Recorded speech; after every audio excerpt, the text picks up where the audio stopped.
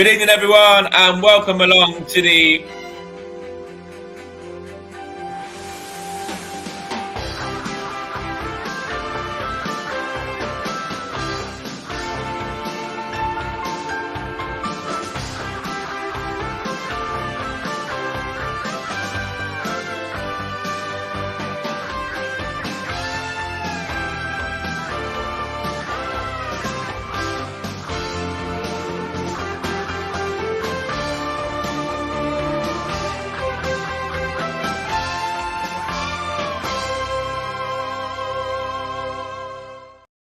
Good evening, everybody, and welcome along to the Commentary Hub's coverage of the final game of match week 8 in the Premier League.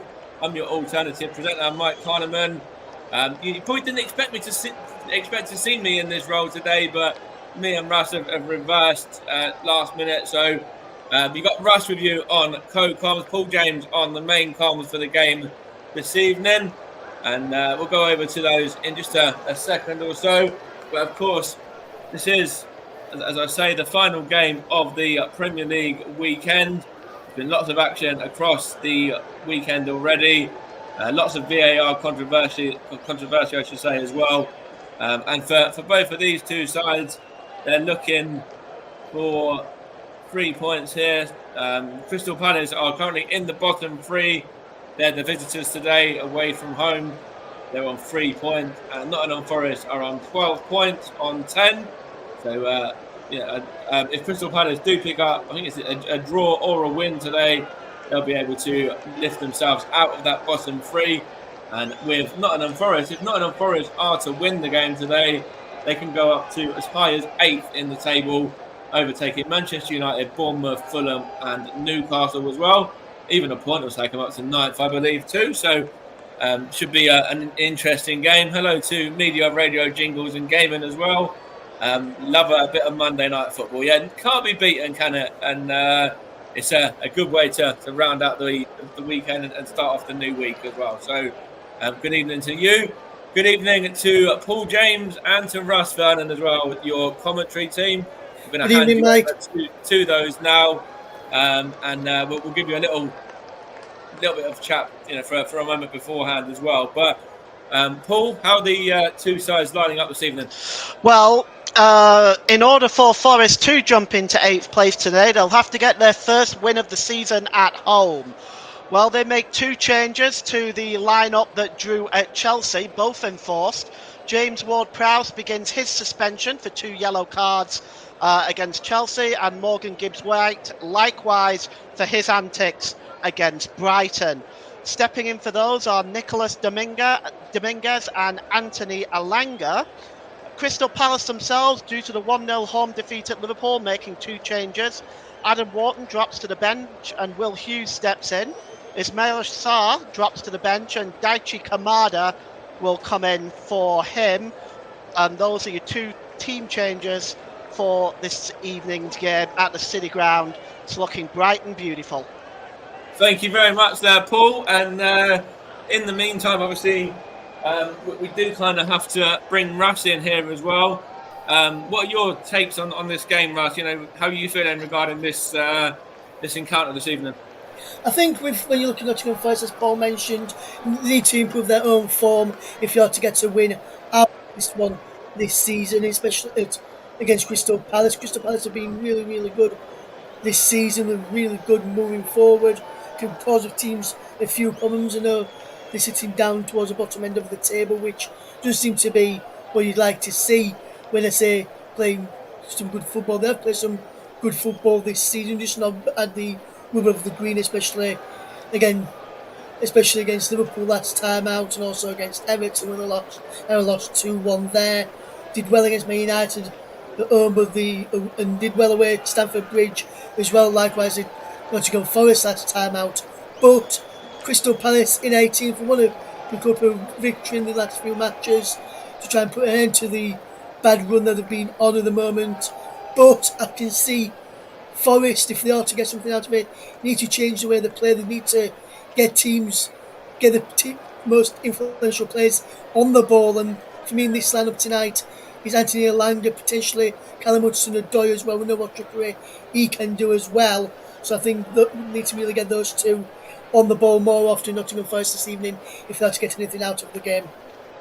Yeah, I'd have to agree with you, I think, on that as well. Just looking at some head-to-head stats here regarding the two teams as well. Forest are unbeaten in their past 7 league games against Palace, drawing 5 of those and winning 2. 5 out of 6 of the previous encounters have been draws, including the past 3 as well, with the last one being a 1-1 draw back in March, where Chris Wood was on the score sheet and also Mateta was on the score sheet as well in that one.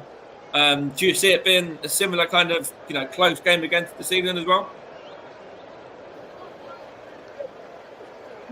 That's for you, Russ, by the way. Yeah, it could be, Mike, where they're lining up, where the two teams are lining up. I can see both teams playing some good football. I think it's going to be a close game, like the last time the two teams met. But I think Forest will probably just have the edge. I know the Earthworms have been good this season, but when you look at it, I think when they've played against Palace at home, they've always seemed to do really, really well. So I think they're going to probably continue that trend this evening, Mike, and potentially get the win. Don't push me for a score prediction, because I'm not sure if you were to push me, I would say 2-1 to Forest, but it could go either way in this game this evening. Thank you very much, Russ. And teams are currently out on the pitch as well. So without any further ado, I'm going to hand you over to your matchday commentary team, Russ Vernon on co-coms. But first of all, main comms to take you through the action is Mr. Paul James. Thank you, Mike. Welcome, everybody. Welcome, Russ. Well, our first job of the evening is to go through the two team lineups, starting with Nottingham Forest, who are managed by Nuno Espirito Santo. They have the impressive Matt Sells in goal, 80% save ratio this season. Alex Moreno, Marilla, Nikola Malenkovic and Ola Aina are the back 4. Nicholas Dominguez, Ryan Yates, the captain, Callum Hudson-Odoi, Elliot Anderson, Anthony Elanga and the free-scoring Chris Wood. For Crystal Palace, the visitors today, no wins in 5. They line up with Dean Henderson in goal. Trevor Chalobah, Mark Gahey, the captain, Maxine Lacroix are the 3 centre-backs. The wing-backs are Tyreek Mitchell and Daniel Munoz, with Jefferson Lerma and Will Hughes, Daichi Kamada and Eberechi Eze behind the former Arsenal player Eddie Nketiah. The substitutes for Nottingham Forest, they have Carlos Miguel, the backup goalkeeper, Marato, Nico Williams, Andrew Amabamadeli, Harry Toffolo, Willy Bollo, Taylor Awonyi, Jota Silva and Raman Sosa. No recognised midfielder on the bench for the Reds today.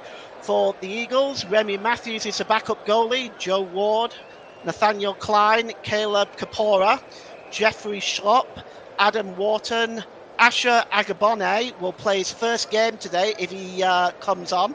Ismail Assar and Jean-Philippe Mateta. Our referee today is Tim Robinson. He's age 40 from West Sussex. His 2 assistants are Tim Wood, Craig Taylor. 4th official is Michael Salisbury. And for goodness sake, let's hope we don't need them, Darren England and Stuart Burt in VAR. The two teams have played each other 67 times. Nottingham Forest have just got the edge here. 29 wins, 22 draws and 16 victories for Palace. As Mike mentioned, no wins in 7 for the Eagles against the Reds. Crystal Palace in all yellow this evening, wearing their road jerseys. As we take a look at Oliver Glasner, under pressure right now in the bottom 3, and that's not a place that any team in the Premier League wants to be, even at this early stage of the season.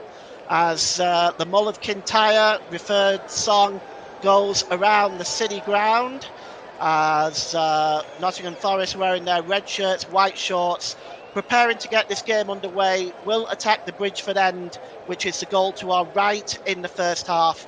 Ross, where do you see this game going? I see it potentially going to Nottingham Forest over the past record against Crystal Palace, but that sort of form sometimes goes out of the window For me, though, I think Forest will probably just edge this one, Paul, with a 2-1 victory this evening. Oh, it's cleared outfield and headed up into the air by Dominguez. Tried to be knocked on here. Chris Wood tries to just drop the ball over to Callum Hudson-Odoi. He lays it off there for the number 19, Alex Moreno, but Moreno puts the ball out of play. It's going to be a throw-in for Crystal Palace, and it's taken quickly. And it's all the way back to Maxence Lacroix. Lacroix dropped across to Gahey. Gahey drops the ball back to Lacroix. Over on the far side there is Trevor Chalobah. He's on loan from Chelsea. And it's back with Mark Gahey now. He's wearing the captain's armband tonight for Crystal Palace. The Palace fans in that Bridgeford end behind that goal in the corner. Looks like they brought a healthy amount of supporters from Croydon up to Nottingham this evening. And here's Lacroix, middle of the park, plays the ball forward, and he just dropped back by Jefferson Lerma to Trevor Chalobah, and again now it's with Mark Gahey on the edge of his own penalty area, just turning away there from Anthony Elanga, and the ball just drops off the captain Ryan Yates and goes out of play for a throw-in. We've had 90 seconds gone at the City Ground. It's Nottingham Forest 0, Crystal Palace 0, and it is a throw-in to Crystal Palace down this left-hand side, taken by Tyreek Mitchell. He throws it to Will Hughes, but the referee is going to make him take it again, this time from the correct position. And the throw-in will be taken once again by Gahey. It's launched forward. Heads go up there. That's a good winning the header there, that time by Milenkovic. But it's played forward there, but easily picked up by Murillo, who just knocks that ball out of play. As Crystal Palace looking to set their standards early on this. Here's Kamada. Drops the ball back there to the number 6, Gahey. Gahey's got Tyreek Mitchell alongside him, but he finds Kamada again. Kamada plays the ball forward, but that is a lot to ask of Kamada. And just picking up at the back there is Ola Aina, under pressure here from Tyreek Mitchell. Kamada just plays the ball off Mitchell. It goes all the way back to Milenkovic, who clears the ball out of play for a throw-in, midway inside the Nottingham Forest half of the field, down the left-hand side. And Russ, early on, you can see here that both sides trying to set the stall out early, trying to get some kind of a hold on this game. They are indeed, Paul. They're trying to work out to see how each sides are playing, trying to balance, work out where the gaps are going to be, and trying to make a feel of the game and try and work out the openings, try and get that first bite of the cherry, if you like. And Forest on the back foot there. Be interested to see if they can go on the front foot a little bit now. Here's Matt Sells. He's one of the few goalkeepers in the Premiership at the moment that's running below a goal against per game, 0.86 right now for the impressive Belgian international. He's going to be a key staple for Nottingham Forest this season. Ryan Yates drops the ball back to Milenkovic. Milenkovic plays the ball across there to Murillo. Murillo over on the far side there to the number 19, Alex Moreno, storming forward now. He drops the ball back there to Hudson-Odoi. It's back with Dominguez. Dominguez holds the ball up. He goes all the way back to Murillo as Forest started on a progressive attack there and then seemed to move backwards. It's Hudson-Odoi. And the ball is dropped back there from the number 8, Elliot Anderson. Record signing from Newcastle. And the ball is now with Moreno once more. He gives the ball to Nicolas Dominguez. Back to Moreno. Tries to play it forward, but it's intercepted comfortably that time by Jefferson Lerma. And it's won back again, this time by Nketiah. And here's a chance for Eze now. Eze with a shot. Oh, and it just whistles past the right-hand upright. Max Sells didn't move there, Ross. If it was on target, that would have been 1-0. Yes, brilliant bit of play. Brilliant play from Nketiah to win the ball back in a good promising position. No one closed down Eze there. He allowed him to run and tear the strike on. He was always going wide the stride though. But if, like I say, if he'd just been a fraction to his right-hand side there, Matt Sells would have been beaten. That would have been 1-0. That would have been a perfect goal. But good pressing from Eddie Nketiah there to win the ball back for Palace up high up the field. Well, here is Ola Aina. Aina tries to slip the ball out to Elanga, but that's a really good interception by Mitchell. gives the ball to Kamada. Kamada returns the ball in midfield to Jefferson Lerma, but there was an interception there by Dominguez, just puts the ball out of play. And Eberici Eze, still a Crystal Palace player, Ross. Many thought he might leave in the summer, but he's still at Selhurst Park. It's Tyreek Mitchell with the throw here, and Will Hughes launches the ball forward. Chasing this one down is Eddie Nketiah, but Nikola Milenkovic really deals with that very, very well. And he slips the ball here to Ola Aina. Aina skips away from Jefferson Lerma. He's fouled, and it'll be a free kick. And a yellow card immediately for that pullback. That's going to go against Jefferson Lerma. And on 6 minutes already, Ross, we have our first yellow card. Agree or disagree? I agree, because you've seen them plenty of times. Those sort of challenges get penalised. I know it's early, some will say far too early to be booking, but any point of the game where there's a pullback like that, when someone's breaking away, it's always going to be a yellow card no matter what time it is on the field. Ryan Yates takes a free kick, launches it forward. Chris Wood tries to bring it down, but eventually it's won back by Will Hughes.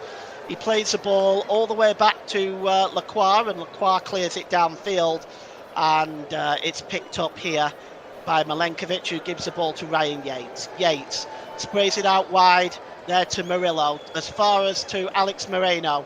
Moreno is dispossessed by Will Hughes, and now Palace can come forward, and here's Eberici Eze, just trying to turn away right now from Elliot Anderson, and he drops the ball back there to Tyreek Mitchell.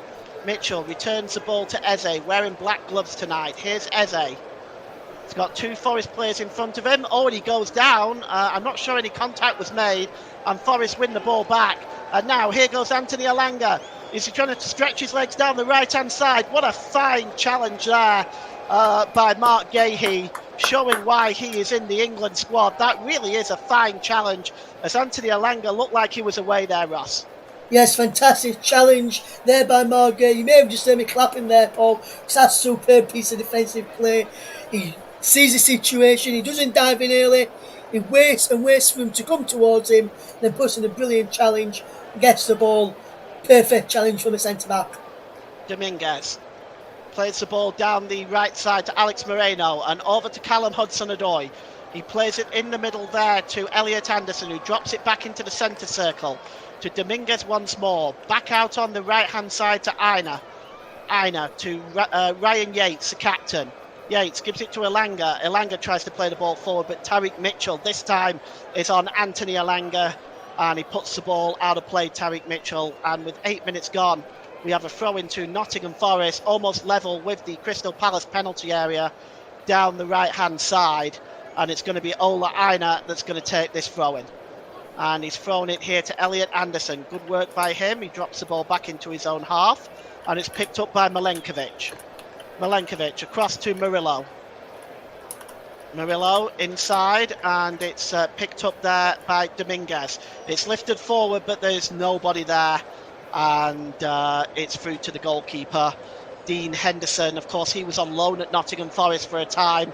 I believe Steve Cooper, the then manager, wanted to sign him, but that fell through, and now he is at Palace. Here's Tyreek Mitchell. Mitchell dropped back there to Gahey, who goes back to Henderson one more time. England's backup goalkeeper at the moment is Dean Henderson. He plays it long downfield, headed on there by Milenkovic, and picked up in the midfield there by Dominguez. And it seems to have been lost now, and Eze plays the ball down there to Kamado. Kamado cuts inside. He's got an opportunity for a shot here, Kamado, and it's right at the goalkeeper, Matt Sells. Comfortable save in the end by Matt Sells, Ross. Yes, comfortable save there from Sells. He slipped just as he was as he was shooting there. Did well to cut him to open up his body there to take that shot on, and he was just slipping in the vital moment just as the shot came in there. Well, he wins the ball back there, does Kamada, from the goal kick, and he has the ball. He drops it back to Tyreek Mitchell. Tyreek Mitchell tries to step back into his own half. That was nearly won back by Elliot Anderson. In the end, though, it is back with the central defensive Maxine Lacroix, and Lacroix plays it over there on the right hand side to Munoz. Munoz drops it back, and it's now with Mark Gahey, just inside his own half of the field, plays it down the left-hand side to Mitchell. Mitchell tried to play the ball forward, but Ola Aina gets in there with the interception, and it's going to be a throw-in for Crystal Palace, level with the halfway line. And it looks like Crystal Palace, Ross, have done their homework on Hudson-Odoi and Alanga. They'll both being marked very tightly in this first 10 minutes of this game. They are indeed, Paul. Yes, really good defensive work from Crystal Palace when those two have got possession, and even when Forest have got possession, trying to find them, they're doing some really good work, making sure they're being doubled up on those two players, because they know how dangerous those two players can be. Well, Matt Turner, usually the backup goalkeeper for Crystal Palace. Well, he's not in there right now because he's on loan from Forest, so he can't be involved today. So Remy Matthews deputises on the bench today. And here's Milenkovic. Milenkovic across to Murillo. He's just cutting over the halfway line, Murillo, and tries to set off Callum Hudson-Odoi, but that was a really lame ball. And it's cleared forward there by Lacroix, and comfortably tackled there again by Milenkovic. And now Forest will have another opportunity to come forward with Hudson-Odoi. They're doubling up on him, Will Hughes and Lacroix that time. Here's Elliot Anderson. Cuts into the middle and drops it down the right-hand side for Ola Aina, who gives the ball to Ryan Yates, the skipper. Plays it back into his own half, does Yates. Gives the ball back to Milenkovic again. And Ryan Yates plays it across to Murillo.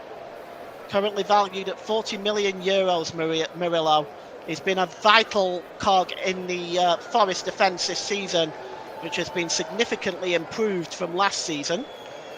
Here's Milenkovic, plays it across to Murillo again. And right now Forest just keeping possession just inside their own half. Here's Dominguez, just over the halfway line, gives the ball to Moreno. Moreno sets off Callum Hudson-Odoi on his way. Hudson-Odoi is in the penalty area. Can he get the cross in? It's pulled back to Ryan Yates, but too far.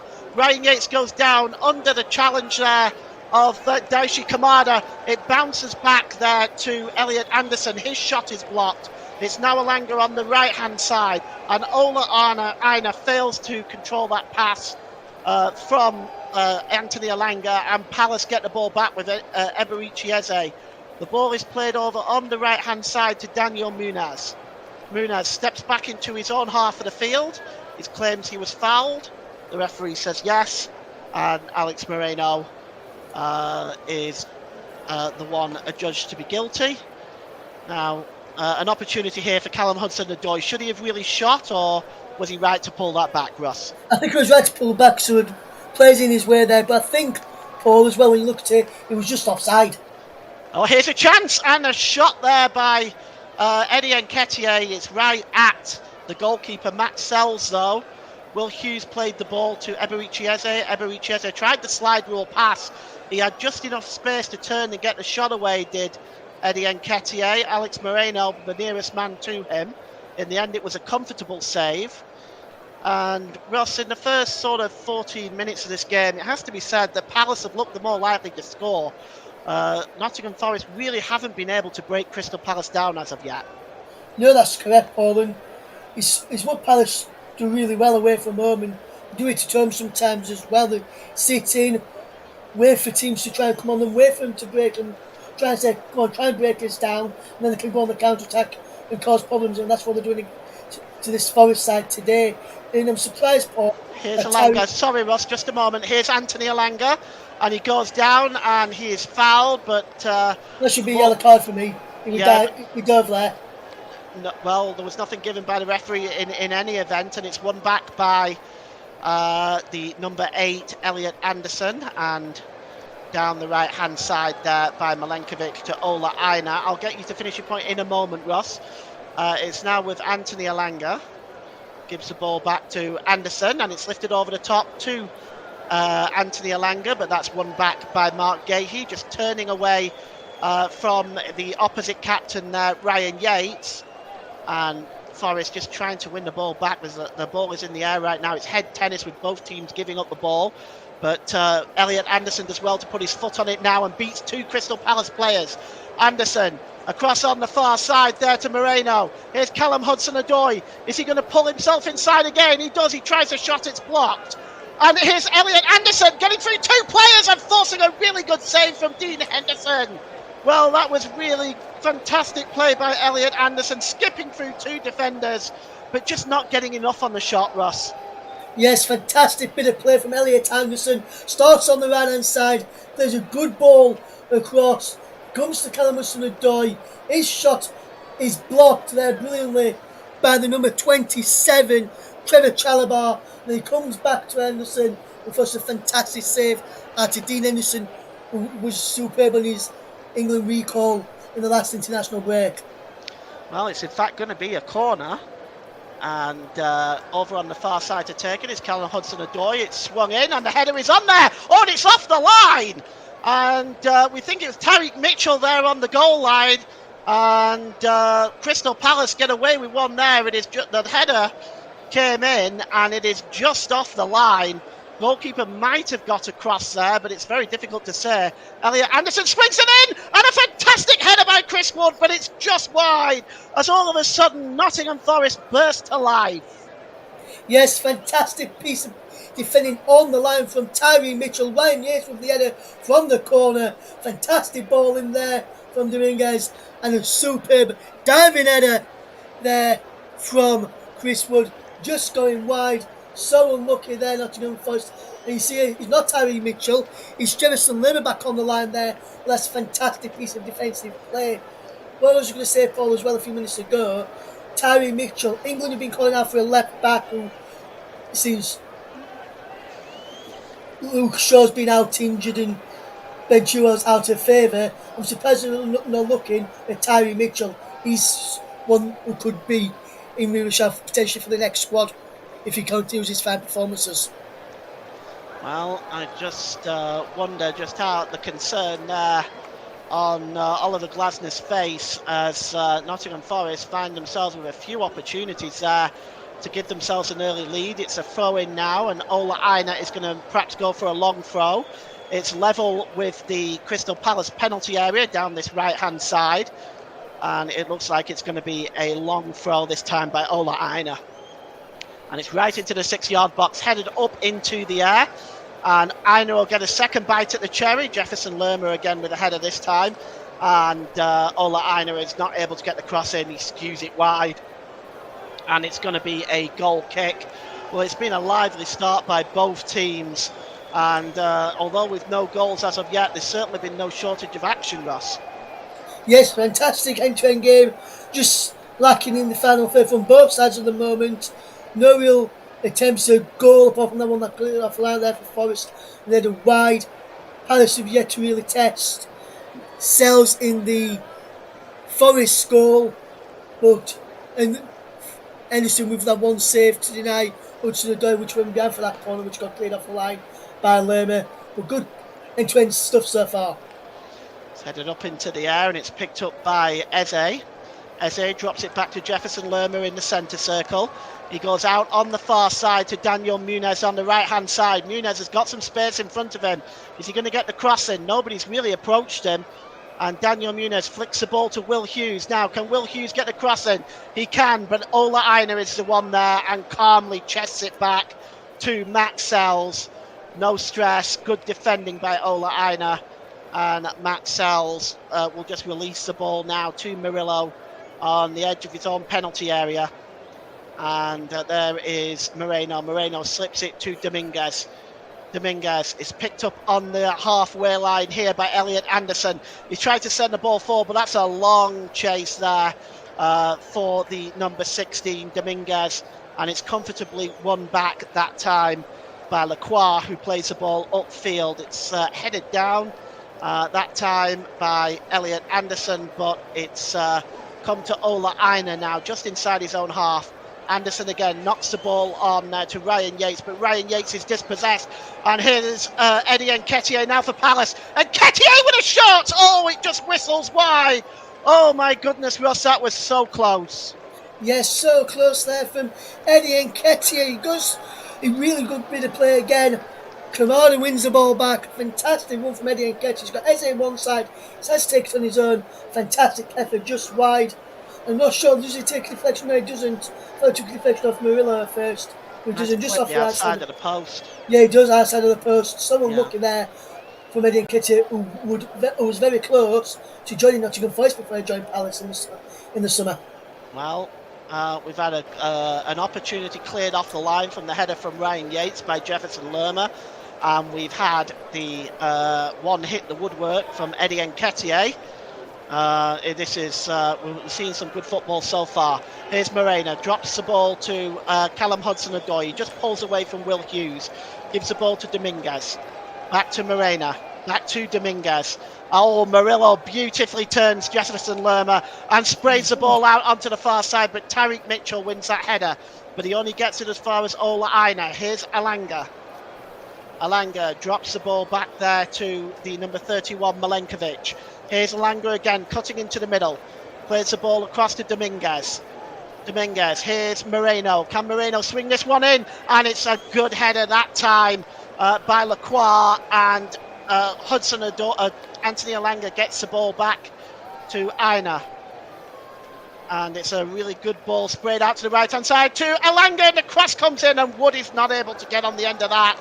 And that may have come off the Palace defender last. Indeed it did. It's going to be a corner. This was a really good bit of football here. Alanga just whips the cross in. It's Henderson wasn't going to get there. It was in that corridor of uncertainty. And it's Trevor Chalobah there at the back post, turning that one wide. And he had to get there, Paul. Yes, he had to get there. Because Wood was going to be there, otherwise it would have been 1-0. Yep. And the corner is going to be taken by Callum Hudson-Odoi on that left-hand side. And it's swung in. And the heads go up. It's just headed out to the edge of the area. Moreno heads it back in. There's Chris Wood! Oh, it's somehow stayed out. Oh, Dean Henderson beat Norlands up there. And now it's Palace on the break. And I'd like to bring in Ross, but I can't yet. Here's Eddie Nketiah now. Eddie Nketiah is fouled that time by Elliot Anderson. And it's going to be a free kick. And how close was Chris Wood there, Ross? So close there, Paul. I think Chris Wood could have gone into the first one, comes back in, and it was Ryan Yates actually and Wood stretch out a leg, couldn't go on end of it, Paul. You see Yates with the header, Wood stretch out a leg, couldn't go on end of it, and just bounces off the post. So unlucky there. Henderson nowhere near it. Well, both sides then struck the woodwork early on, and we have got a game on our hands here. And it is 0-0. And we've got a player down. So, Ross, while we've got a breather, why don't you summarise this game so far? It's going to take me a while, Paul, because it's been end-to-end football so far. Really good football from both sides. Forest come the closest by to the post there and having one cleared off the line, and Nketiah tracking the outside of the post. Eze then just wide as well for Palace. Both teams going for it. I think the early yellow card for Lerma means he's having to be a bit more conservative in his play. Can't go into challenges like we normally like to do. This game, we've got a real crack on our hands. Just missing that killer instinct in front to go beat both sides here, to be fair with you, Paul. But so far, really good game. Well, Ryan Yates is back on his feet now. He'll be waiting to come back on. 0-0. And I don't know how it's still 0-0, but it is still 0-0. I don't know either, Paul. We're going to have a free kick here for Crystal Palace. Will Hughes standing over that. And the captain, Mark Gahey, moves away, but it's also Eberici Eze. And it looks like it might be him as Will Hughes also steps away now. Let's see. Oh, no, he's back. It's midway inside the Forest half of the field, about 8 yards in from the touchline, down that left-hand side. So Nottingham Forest has set up their line just outside their own penalty area. It's swung in, but it's really a poor free kick. And Ola Aina just comes across and intercepts that. And then he tries to play the ball there to Callum Hudson-Odoi, but it's dispossessed. And now here's Eddie Nketiah. Gets into the penalty area. Eddie Nketiah beats the number 8, Elliot Anderson, and gets the shot away. But it's a poor shot in the end by Eddie Nketiah. And you can see as he just skips away past Dominguez and then past Elliot Anderson, it looks like he just slipped there. And he was not able to get a meaningful shot away. Dominguez. It was a tame effort in the end, really, Paul. Should be doing better from there, but the slip probably just put him. It's probably why it was only a tame effort from Nketiah. Well, the ball goes out to play, and there's 25 minutes gone, and it's Nottingham Forest 0, Crystal Palace 0 at the City Ground. It's almost full. A huge game for Nottingham Forest, as Mike alluded to earlier. They can move into 8th place with a victory tonight, which would be their first home win of the season. They haven't been very effective in front of their own fans this season, but have been impressive on the road, including a victory at Anfield. The only team to do that this season. And throw in for Crystal Palace, just down the left-hand side, taken by Muniz. Finds Will Hughes. Hughes lifts it over the top there, and Eddie Nketiah shot from a very difficult angle. He was never going to really work Matt Sells there, Ross. No, never going to test him from that sort of range, Paul. And Nketiah just a bit forward that effort there. Never going to test the keeper from that range. I don't know why I went for the shot from there, Paul. Really poor effort. Well, it's going to be a goal kick, and something that's becoming very fashionable in the Premier League these days. The centre-back will just tap it to the goalkeeper, and then they'll launch it out downfield. I'm still not 100% sure the logic behind that. I don't either, Paul, to be fair. I'm not sure why they do that. Kamada there is fouled by Chris Wood, and it's going to be a free kick, and the flag is up anyway, so it might just be Chris Wood in the offside position. And it is a free kick to Crystal Palace. And here's Mark Gahey. Gahey plays the ball across here to Maxence Lacroix. Lacroix back to Gahey. He's just inside his own half of the field, is Gahey. Drops the ball back to Lacroix. And he's going to go long to Will Hughes. Will Hughes taps it along to Eberechi Eze, to Nketiah. Here's Muniz now. This is a great move by Palace. It's swung in on a shot there by Daichi Kamada, but he didn't get on the end of it. But that really was good football by Palace. It was just a finish, Ross. Yeah, brilliant bit of play from Palace there. Neat one-touch football, but the pass from Nketiah went the wrong way. I think he should have gone towards Kamada for ball back in from that angle rather than out wide. But decent effort in the end, though. Well, here's Gahey. And he plays the ball to Tyreek Mitchell. We've had 7 shots for each team. Palace have had 3 on target, 1 for Forest. And here's Daniel Muniz now as Palace breaking forward in numbers. He launches the ball into the penalty area. And it's headed out there on it as far as Elliot Anderson, who puts his boot through it. And chasing this is Callum Hudson-Odoi along with Trevor Chalobah. Hudson-Odoi fouled surely there by Daniel Muniz. And it will be a free kick to Crystal Palace as Muniz helping Callum Hudson-Odoi back on his feet. We'll just take a look at this again. You can see Hudson. Oh, that was pretty reckless. I would say, wouldn't you, Ross? Yes, I would, and he's late as well. So for me, I think he's lucky not to go into the bump there, but I can understand why he's not booked him. But for me, I would have probably, if I was ref, I would have probably booked him for that because it's a late challenger and 2-footer as well. Well, Malenkovic is forward now for this free kick. Anderson forward, Murillo forward. Chris Wood up there as well, and Anthony Elanga all lurking with intent. And the free kick is going to be taken here by Alex Moreno. Palace will have a very high line just outside their own 18-yard box. And the free kick is taken by Moreno. It's headed on there by Dominguez. And just headed out that time by Chalobah. Only as far as Dominguez. Can he get the cross back in? And it's a good challenge, in fact. And it's going to be a corner. And Dominguez just runs the ball over to the corner flag. And Malenkovic comes up. And Wood is there on the back post. Murillo is there. Corner to be taken probably on the left-hand side to be taken by Callum Hudson-Odoi, who's going to swing this ball in.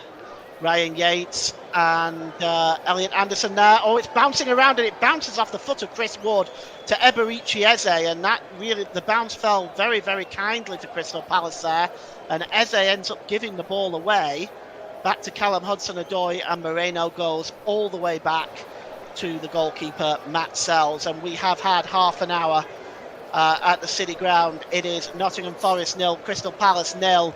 If you're just joining us, that's really only half the story. Both sides have hit the post. Jefferson Lerma cleared one off the line for Crystal Palace. It's been very, very exciting stuff, but the goal just hasn't come as of yet. Here's Lacroix. Lacroix plays the ball into Jefferson Lerma. Lerma plays the ball out wide here to Daniel Munez down the right hand side. He's got space in front of him. Munez coming to meet him is Alex Moreno. He drops the ball back to Lerma, back to Chalobah, and that's a really good ball into the centre circle to Lacroix. He's got options left and right. He decides to go to Mark Gahey. Gahey holds the ball up and plays the ball over to Trevor Chalobah. And Chalobah just skittling back into his towards his own penalty area. Drops it back to Lacroix. Lacroix plays the ball forward, but it's a poor ball, and it's picked up there by Moreno. And Moreno finds Anthony Alanga, but that's a good challenge by Kamada. And now Crystal Palace can come the other way with Jefferson Lerma. Gives the ball to Daniel Munez just over the halfway line. There's a quick 1-2 with Eberici Eze and Will Hughes. And here's Kamada, and there's a foul there, and it's going to be a free kick. And Will Hughes not particularly happy with that. But the free kick to Crystal Palace will come right on the halfway line.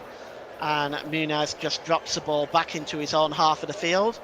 Referee again is Tim Robinson today. Mr. Robinson's 40 from West Sussex. And the ball is just dropped back there to Lacroix. Gives the ball to Chalobah. Chalobah to Munez. Munez just trying to step away from Moreno, but he wins the ball back. And now here is Dominguez. Dominguez, he's got options left and right, and he finds Ola Aina. Ola Aina trying to just get away there from the number 8 Jefferson Lerma.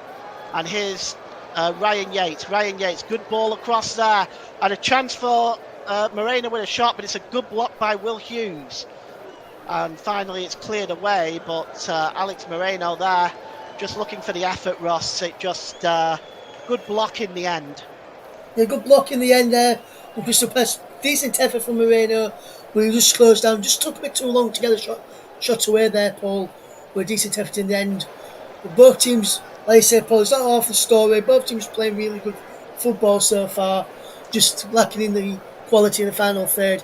And I just want to say a very good evening as well to one of our colleagues, Nicholas Jones, who says he's listening in from his Edinburgh hotel as he's on holiday in Scotland at this moment. So hopefully you're having a good holiday so far, Nick.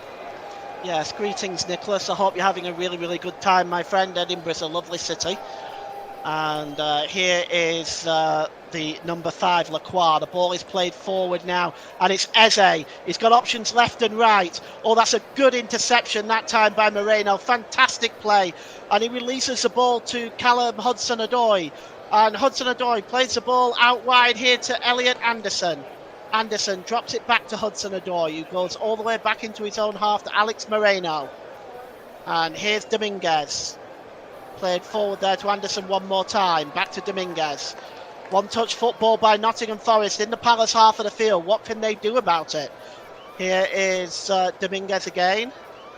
Drops the ball back to Milenkovic. And just inside his own half, it's a good ball forward. It slipped onto Ryan Yates, but that was read well by Jefferson Lerma, who clears the ball back into the Forest half of the field. And it's now with Ola Aina. Aina holds the ball, plays it down to Callum Hudson-Odoi. Tyreek Mitchell, fine challenge on Callum Hudson-Odoi there. And it's going to be a throw into Nottingham Forest. Tyreek Mitchell's looked very solid early on, Ross. He has, Paul, and that's why I mentioned him for potential call up to the English squad for that left back position, which has been a problem position for England in the past few weeks and months, especially towards the end of the Southgate era and so far in a couple of games, in the 3-4 games under Lee Carsley. So that's why I mentioned him for that, how solid he is in that position, and he can get up and down and can get back really, really well as well. Well, here's Aina with the throw in now. It's going to go long here. The heads go up, and it's Tyreek Mitchell again, just heads the ball out. Only as far as Murillo. Murillo plays the ball across the halfway line and to Alex Moreno. Closing in on him is Eze, but Moreno just drops it back to Matt Sells in the Nottingham Forest goal. And here is the number 8, Elliot Anderson. And the ball is played forward there by Dominguez, but Dominguez almost dispossessed, but he wins the ball back just ahead of Kamada and drops it back to the goalkeeper. And Matt Sells releases it to Milenkovic. Here's Dominguez again, wants to be a bit more careful this time with the ball. Drops the ball back to Milenkovic. Milenkovic has got Eze and Nketiah closing on him. Long clearance there, and it's picked up by Elliot Anderson, but there's a foul here by Mark Gahey on Ola Aina, and it's going to be a free kick for Nottingham Forest. Or have they given it to Crystal Palace? He's actually giving it the other way around to Crystal Palace, I think. Yeah, Yes, Paul, I think what they've done is get offside. He said the player who won the ball for Forest come back from an offside position, so they get offside there. The ball's played forward there to Tyreek Mitchell. He gives the ball away to Dominguez. Dominguez, under pressure from Nketiah, puts the ball out of play. It's a throw-in for Crystal Palace, level with the Forest penalty area. Drops it to the number 6, Mark Gahey, who returns it to Tyreek Mitchell.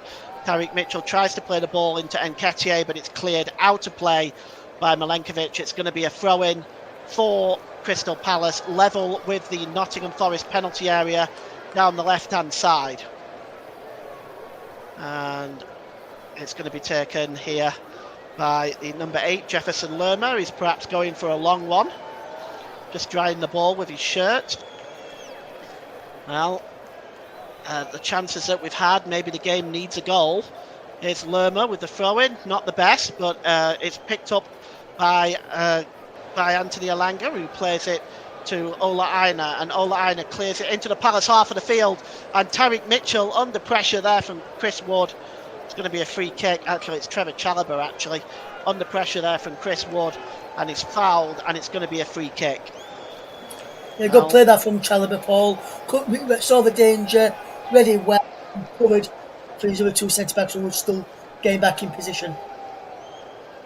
Well, the Nottingham Forest are still being held to the draw at the moment, but it's I think it's very safe to say at this point, Ross, isn't it, that it's very difficult to predict who should be in front right now. Both sides have had really good chances. Here's Mitchell, gives it to Eze. Eze drops it back to Gahey. That's correct, Paul, what you said there. And put out of play, and a throw-in. Put out of play by Ola Aina, and a throw-in for Crystal Palace, which Tyreek Mitchell will take just inside the Forest half of the field, and he throws it back to Mark Gahey. Russ, I do wonder the chances that Forest have had. They've missed one or two that you might say that someone like Chris Wood really should have scored. Yes, absolutely, Paul. They've had some chances, especially when we cleared off the line. I know that were very unlucky, that one. They've in the post as well, which was unlucky. If Wood had just had a longer toenail or a longer foot, probably popped it into the back of the net when he hit the post. But I think he was unlucky there as we see a Palace free kick for a foul there. But Forest have done well, and Palace have done well defensively to stop Forest from getting clear-cut chances. Well, the referee has given a free kick for a foul on Kamada by Nicolas Dominguez. It's just, I would argue, about 35 yards out towards the left of the penalty area. Kamada, Eze and Will Hughes are standing over it as the referee moves the ball just a little bit further back. And I've got to think that maybe Will Hughes or Kamada are going to be interested in this one. Forest have lined up on the edge of their own 18-yard box.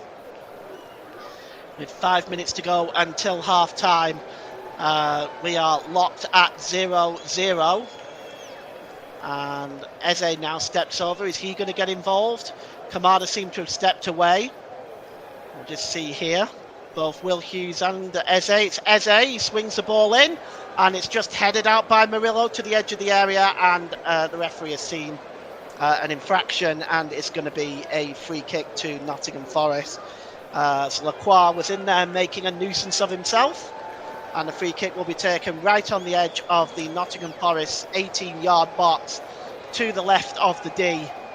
As we take a look at Morgan Gibbs-White over there, starting the first of his games that he is suspended for what happened during the Brighton game. And he's also been fined, I believe it's 58,000, I think, for his involvement in that hot-tempered game against Brighton and Hove Albion. As it's won back by Nicholas Dominguez, but the ball goes out of play, and it's going to be a throw-in for Forest, which is level with the halfway line, and Alex Moreno is going to steal a few yards here. Just looking for options left and right. Taking his time here is Alex Moreno. He's going to get hurried along by Tim Robinson if he's not quick.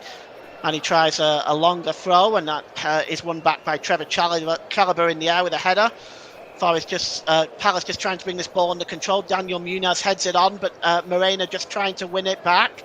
Will Hughes also trying to get control of the ball, but it breaks loose here as far as Milenkovic to Ola Aina. Aina now trying to skip away from Kamada, and Ola Aina there, he's fouled, and it's going to be a free kick for the foul by Kamada, and Kamada is going to get a yellow card for that challenge on Ola Aina. And referee showing some consistency there, as obviously he booked Jefferson Lerma on the 6th minute for the same thing. So good work by Tim Robinson there, as we all seem to have one of our biggest complaints as fans and commentators and pundits is that the consistency of the officials. Good consistency shown that time by Tim Robinson. Absolutely, Paul, and that's what we always want to see. We want to see consistency in the game, especially on something like that, which was both yellow card offences. Oh, the free kick is going to be taken by Anthony Alanga. It's swung in, coming a long way to pluck that ball out of the air is Dean Henderson, and he takes that very, very well. As we've got 3 minutes to go until half time, I can't imagine there being a great deal of injury time. There was a slight stoppage there earlier on in the game for Ryan Yates, but that really wasn't too long. I can't imagine there being much more than 2 minutes really at most. I would have probably said a minute, Paul, to be fair. Well, it's Trevor Chalobah now, and he plays the ball forward to Muniz. Flicked on by Jefferson Lerma, and going down under the challenge there is Will Hughes. And Nicholas Dominguez can't believe it, but he's been penalised for the challenge on Will Hughes, and the free kick is taken quickly. Here's Eze. Kamada. Back to Eze. And he just drops the ball back into his own half, and it's Lacroix. Lacroix drops the ball down to Gahey. Gahey's got options left and right. He just tries to get over the halfway line. Flicks the ball on to Eze. Eze now to Eddie Nketiah, just trying to shield the ball. And it's won back by Kamada. Eberici Eze tries to turn, but Forest win the ball back, and it's Chris Wood. Oh, is he fouled there? No, the referee says play on. I thought that was a late challenge. Here's Will Hughes. Plays the ball over to Muniz over on the far side. He swings the ball in and cleared away. And out of play by Muniz, by Murillo, and it's going to be a throw-in for Crystal Palace, which is taken quickly. And Ross, some feisty challenges coming in right now. Yes, feisty challenges coming in, Paul, but that last challenge there on Anderson, I think he just got a touch to the ball, and the correct decision was made there by Tim Robinson, who's had a really good game so far. Not very often we praise the match officials and the match referee, but today he's had a really good game so far. Here's Muniz. Muniz tries to swing the cross in, and that's a good block that time by Alex Moreno, and it goes behind for a goal kick, and Chalobah looks like he's down right now, so we may just have a little bit more stoppage time than we first envisioned. Looks like the back of his ankle was caught that time by Callum Hudson-Odoi. The cross came in, but it was a good challenge there by Moreno to put that ball behind, and it's going to be a corner for Crystal Palace when Chalobah gets to his feet again. Anderson is still complaining about that challenge earlier on. and is being told to keep quiet about it now. Chalobah is limping in the penalty area. Let's hope he's okay. Looks in some discomfort there, Russ. It does, Paul, yeah. Hopefully, it can probably manage to get through to half time and they can have a proper look at it and then potentially make some changes. There's Will Hughes with a corner, takes it short, drops it to Eze. Eze back to Will Hughes, swings it in first time and headed away by Dominguez, only as far as Hughes again. Gives it to Eze, back to Hughes. Hughes just seems to lose control of the ball there, but Eze wins the ball back. Chalobah is down again, but here's Eze, swings across in. It's bouncing around on the edge of the penalty area. Eddie Nketiah heads it back to Eze. Eze cuts inside with a shot. Oh, it's blocked. Not quite sure by whom, but the ball comes in again and it's cleared away, this time again by Anderson.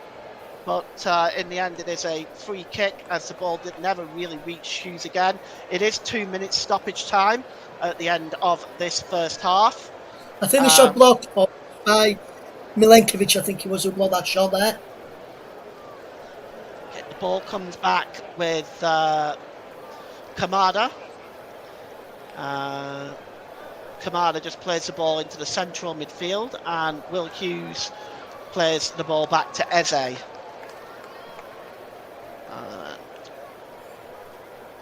It's back now with Mark Gahey.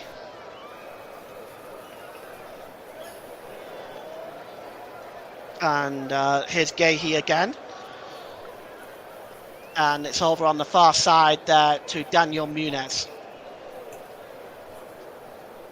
And Muniz plays the ball into the middle. Centre circle, Jefferson Lerma picks up the ball. And gives it to Daniel Muniz. Back there to the number 8, Jefferson Lerma. And goes all the way back to the goalkeeper and cleared downfield. And the header is won there by Eze.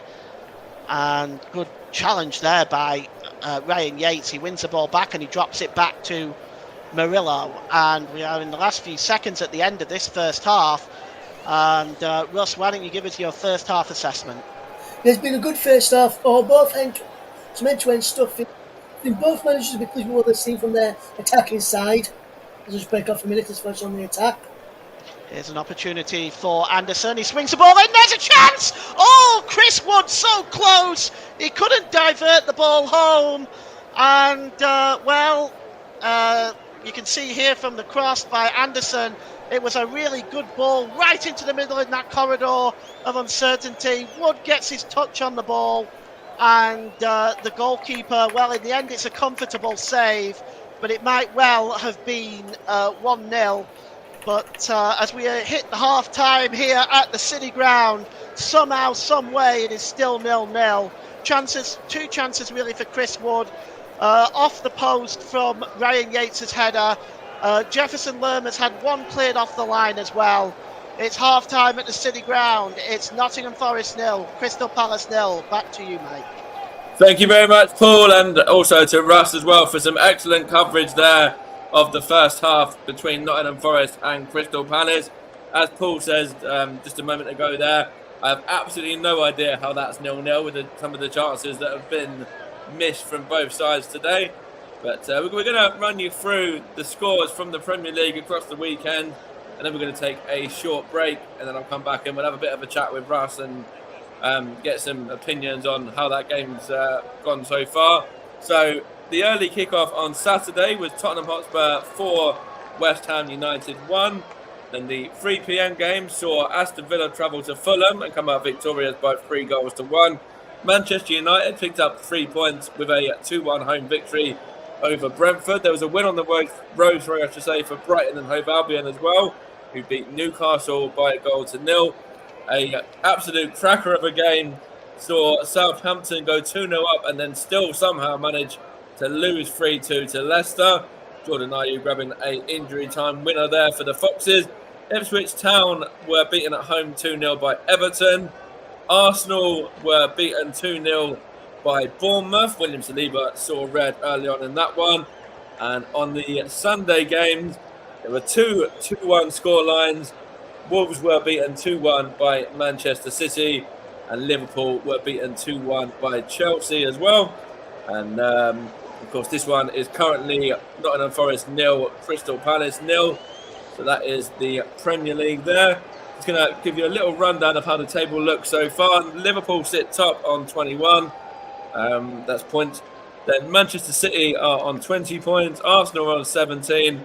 Aston Villa on 17. Brighton on 15. Chelsea on 14 and 6th.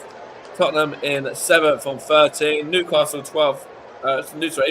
Newcastle 12 points in 8th. Forest are currently up to 9th on 11, Fulham on 11, Bournemouth on 11, and Manchester United on 11 as well. Brentford in 10th. Brentford got 10 points in 13th, I should say. Leicester 9 points in 14th. West Ham 8 points in 15th. Everton 8 points in 16th. Then Crystal Palace are currently outside of the bottom 3 on goal difference. So that's 4 points for them. 4 points also for Ipswich, who are in the bottom 3. And then in 19th, we've got Southampton on 1 point, and bottom on 1 point as well. We've got Wolverhampton Wanderers, who are bottom because of goal difference. But we'll take a quick break now, and then we'll hand back over in time for a little bit of chat regarding the game, and then of course hand back to Paul and Russ for the second half. So I'm just going to have a quick break though, and then we'll be back in the next few minutes.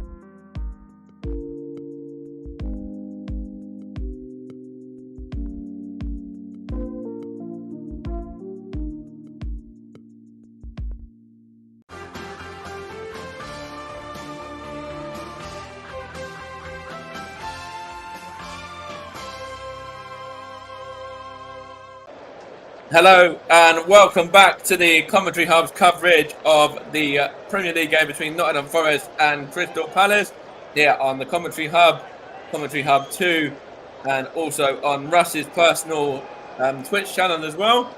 And we've got Russ on co-coms today, Paul James doing an excellent job on the main comms as well. So yeah, gonna throw to you, Russ,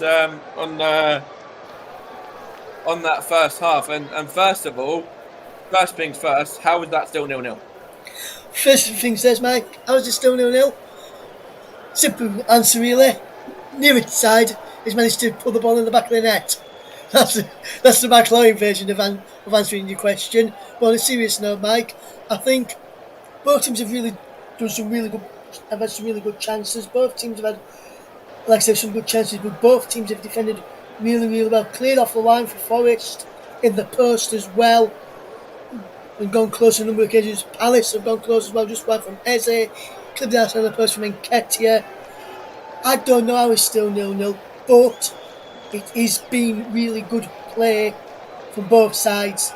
And like Paul, I still don't know how we've not seen a first goal in this game just yet. No, most definitely. As you say, both sides have had chances. Nottingham Forest have had a couple of chances where Chris Woods has hit the woodwork, pardon the pun. Also, there was one where he only just narrowly missed as well with a header. He's had a couple of chances, actually. I think he's had 3 or 4 chances in that first half as Chris Wood. Obviously, as I mentioned at the start of the programme, was on the score sheet in the fixture back in March last season as well, in the 1-1 draw. There was a 0-0 draw in there as well. I think it was not the previous game, but the one before that was 0-0 between the two sides. And obviously there was another 1-1 in there as well in the last 3. So, do you feel that we'll see a goal in the second half? Do you think that there's there's enough quality from both sides and on the benches as well for the deadlock to be broken? I'd say there is, Mike. Yeah, when you look at Nottingham Forest, first of all, with them being the home side, they've got Elanga, they've got Wood, Hudson-Odoi, Anderson, Yates, who's starting. Then on the bench, you've got Jota Silva, Awonye, Sosa, who can create things and potentially put the ball in the back of the net. And when you look at the Palace side, I don't think there's much off of the bench for Palace. Probably only Jean-Philippe Mateta, who can potentially change things, whereas the main threats are in the starting lineup already. Eze, Nketiah, Kamada, Hughes are all in there, and they're the ones who would probably say be the ones who could potentially create things for Palace and get a goal from them. Other than that, and obviously Mateta I mentioned off on the bench, other than that, Palace haven't got a lot of options, whereas you look at Forest, we've got Wood, Elanga, Anderson, Hudson-Odoi, Yates, who started, so that's 5 who's starting, and then Sosa, Silva, and 1 off the bench, so they've got 8 in total, whereas Palace have got Mateta off the bench, and then Nketiah, Eze, Kamada, and Hughes, so they've only got 5, so Forest have got 3 more, so if anybody was probably more likely to get a goal in the second half with the changes they can make as well, I'd probably say Forest were the ones, Mike, in my opinion. Right, thank you very much. Media, radio, jingles and gaming. What a simple question. A goal didn't go in. Yeah, most definitely, But what I was saying was I don't know how a goal didn't go in with all the chances that have been missed from both sides. But I get what you're saying. But yeah, so obviously, as things stand at the moment, it looks like Crystal Palace are outside of the bottom 3, I should say, on goal difference. And Nottingham Forest are currently up to 9th with this game being 0-0 and scoreless at the moment, or a draw, I should say. So, who would be the happiest of the two managers there? Would you say it was the Forest manager, Nuno Espirito Santo, or would you say it was Oliver Glasner of Palace? Or, wouldn't it be either? Could it be either or, really? Is it a bit subjective? I think when you look at it, Mike, I think both teams would be happy with the way they've had the chance, where the chances have come. Both managers, that is, Espirito Santo and Oliver Glasner. Both would be annoyed that the team that have put out there have not taken said chances that fell their way. However, and also they'd be brilliant with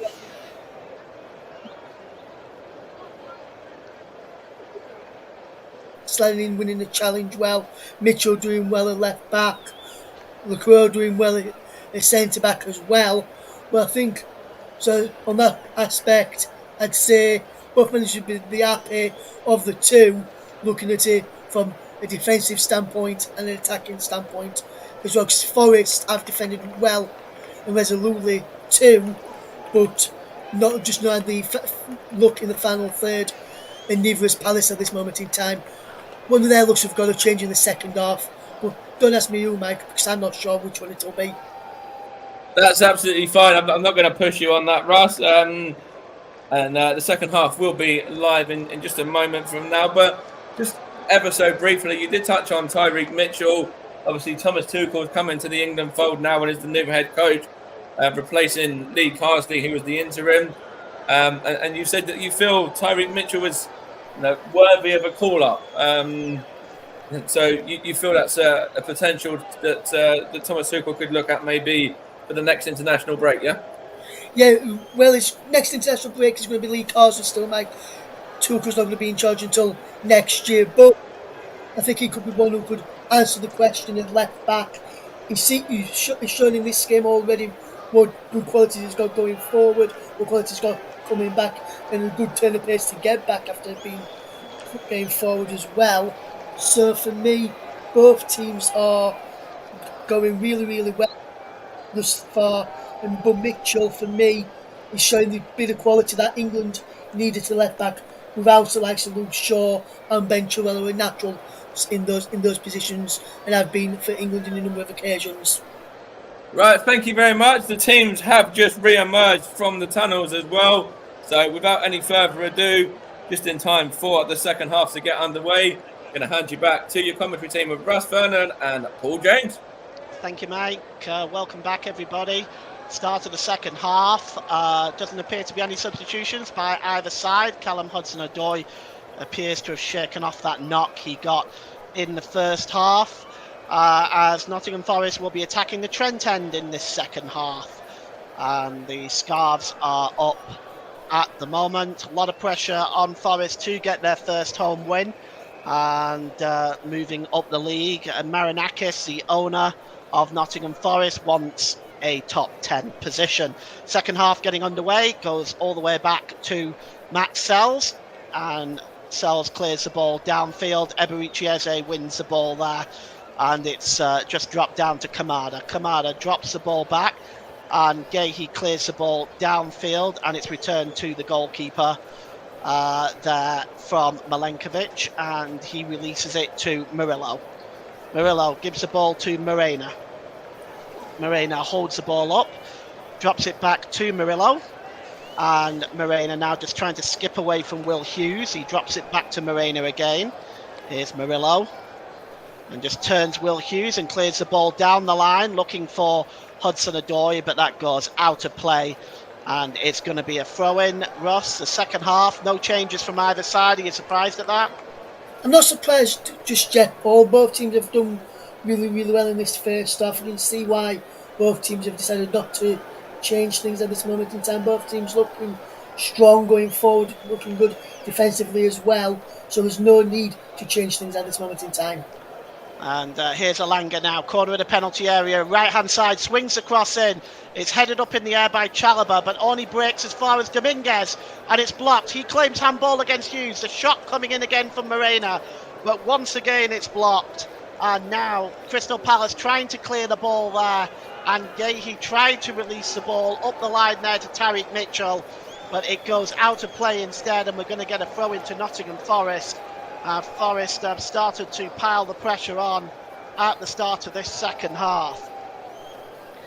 And the throw-in just launched in there and just knocked down there by Chris Wood, but cleared away. And out of play, Ola Aina will get another opportunity here. Ola Aina just looking for options available left and right, and he just drops it down there, and it's cleared away again.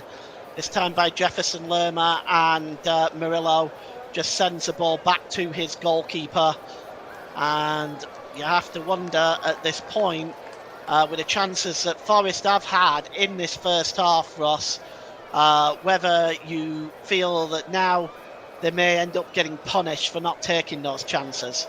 Potentially, Paul, and Palace could potentially get punished for not taking their chances as well. So we could see a good end-to-end game in the second half.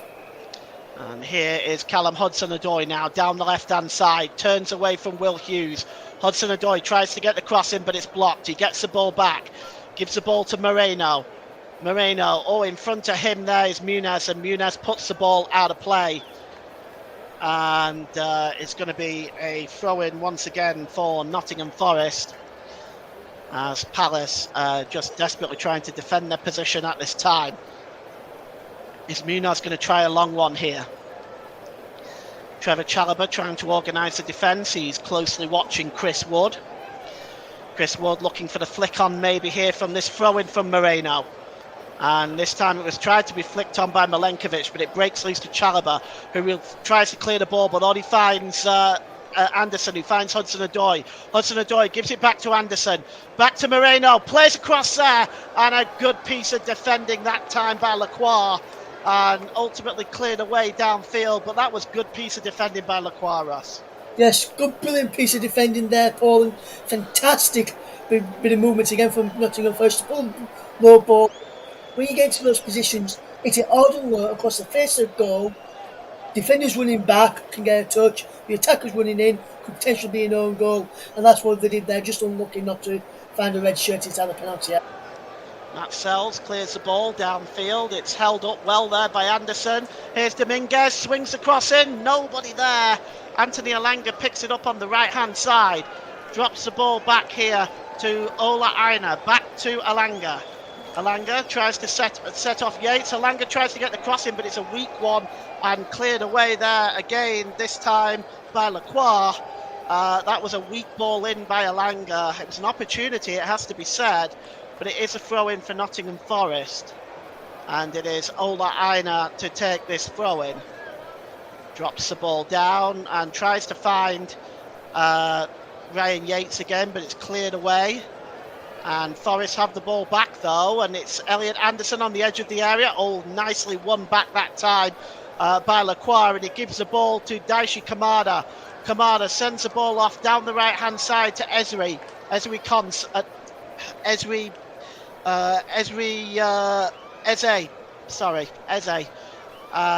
Got my tongue caught there. And cleared away that time by Murillo as far as the halfway line.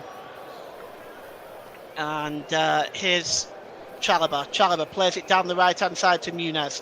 Muniz cuts inside, showed a bit too much of it to Moreno, who cleared the ball. But only as far as Lacroix.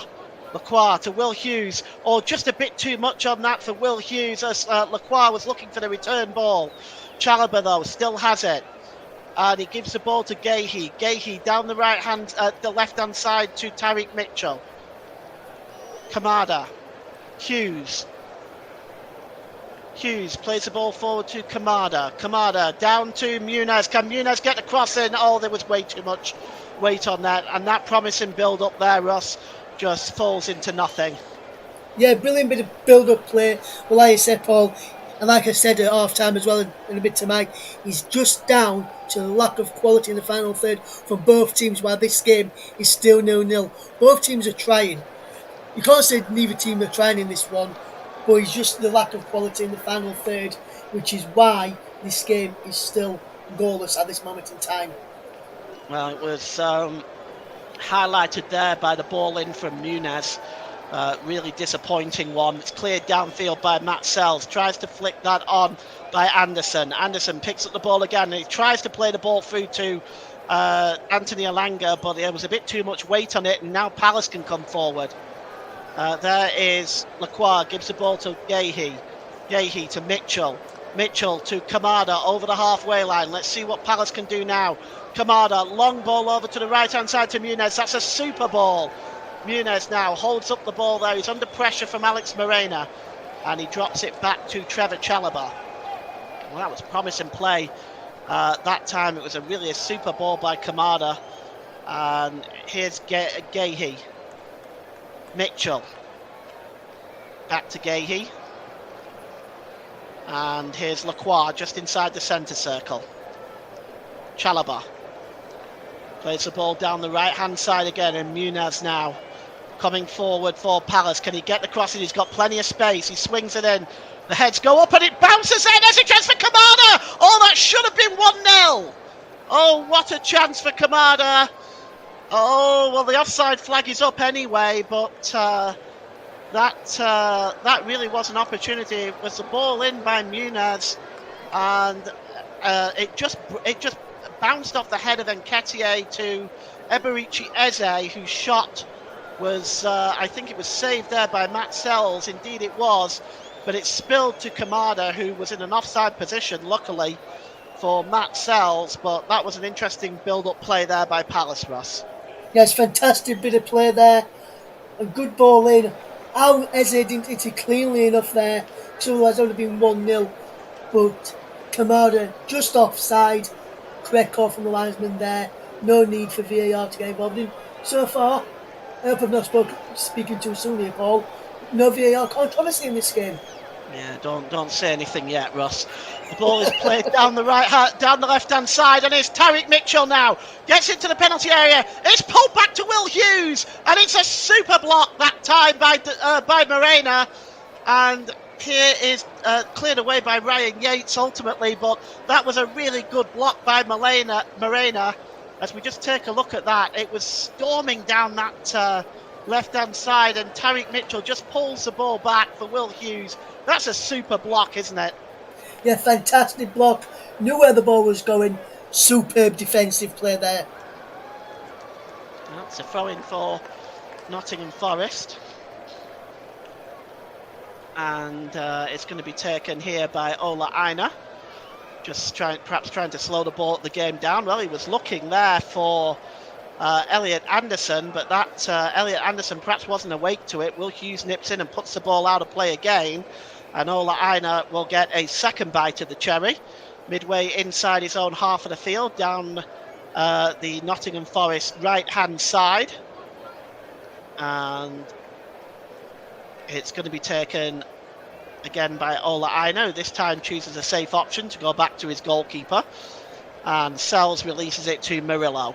Murillo sets off Morena on his way. Oh, good challenge by Will Hughes. And nipping in there was Muniz, but he only gave the ball away to Murillo. And now Nottingham Forest can come forward again with Milenkovic. Gives the ball across there to Aina. Up with him is Alanga. Alanga picks up the ball and drops it back. And here is Elliot Anderson. And it's Ryan Yates to Alanga. Forest not having much time on the ball, not much room to manoeuvre as the ball is sprayed out long over to this left-hand side, and there's Callum Hudson-Odoi. Let's see what he can do with it. Hudson-Odoi cuts inside and pulls it back to the edge of the area to Dominguez, whose shot is right down the throat of the goalkeeper, Dean Henderson, and another promising move breaks down, Ross. Yes, good bit of play again from Nottingham Forest. But like I said, Paul, like it's been happening all game, not just for Forest, but for Palace as well, it's just a lack of quality, lack of endeavour in the final third, which is not open the scoring yet. And is why we're still locked in 0-0. And hopefully, Paul, we're not going to see 0-0 today. Well, we'll wait and see. The ball is played long, and, it's... for a moment, Moreno didn't want to deal with that. He left it for Murillo, and Murillo just heads the ball out of play. And it's going to be a throw-in to Crystal Palace, level with the Nottingham Forest penalty area. And it looks like Muniz is going to take it. Is he going to go for a long one again, or is he going to go short? We'll see here. May go for a long one, or he goes for a short one actually. Gives it back to Muniz from Will Hughes. Will Hughes in an offside position. Can't pick that ball up, and Dominguez clears up. And it's cleared downfield. But Chris Wood loses possession of the ball, and here's Jefferson Lerma. Good ball through to Jefferson Lerma, but a good interception again by Moreno. And it's offside in any case. So 56 minutes gone in this one. It's Nottingham Forest 0, Crystal Palace 0 at the City Ground in a beautiful evening for football. And we haven't seen any substitutions yet, Ross. Are you surprised by that? No, I'm not surprised, Paul, because both teams have created chances in the second half as well. It's just been the lack of quality in the final third. Maybe if it's still 0 on the hour mark, we'll see some then. Here's Alanga. Drops the ball back to Anderson. Anderson flicks it over on the far side to Yates. Yates has got options left and right. He's got Aina and he's also got Dominguez there. And in the end, he chooses neither and he's dispossessed. As here goes Daishi Kamada now. 3 up for Palace. And one of them is Nketiah. And he's found on the edge of the area, Nketiah. He holds the ball up.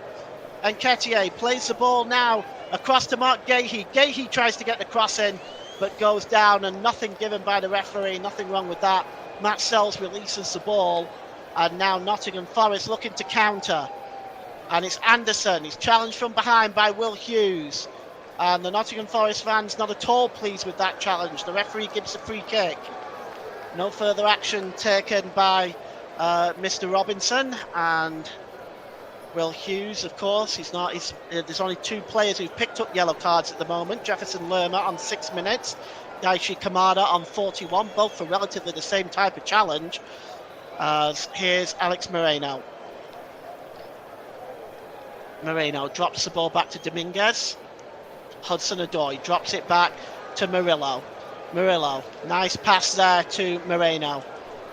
Moreno just trying to cut in the middle. Oh, he finds Callum Hudson-Odoi. Hudson-Odoi down the left-hand side. That's a nice little back heel, looking for Dominguez, and he reads it very well, does Dominguez. He drops the ball back to Hudson-Odoi, plays the ball across the 18-yard line. Oh, he goes down there, does Chris Wood, and he's appealing for a penalty.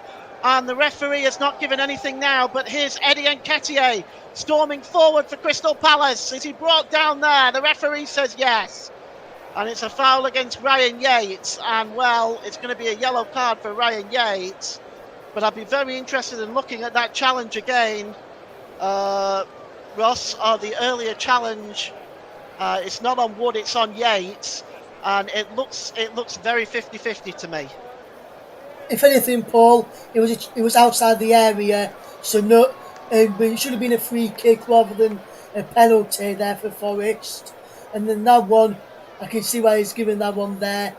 So it was the correct call. That one there, but Forest should have had one first. Elliot Anderson picking up a yellow card.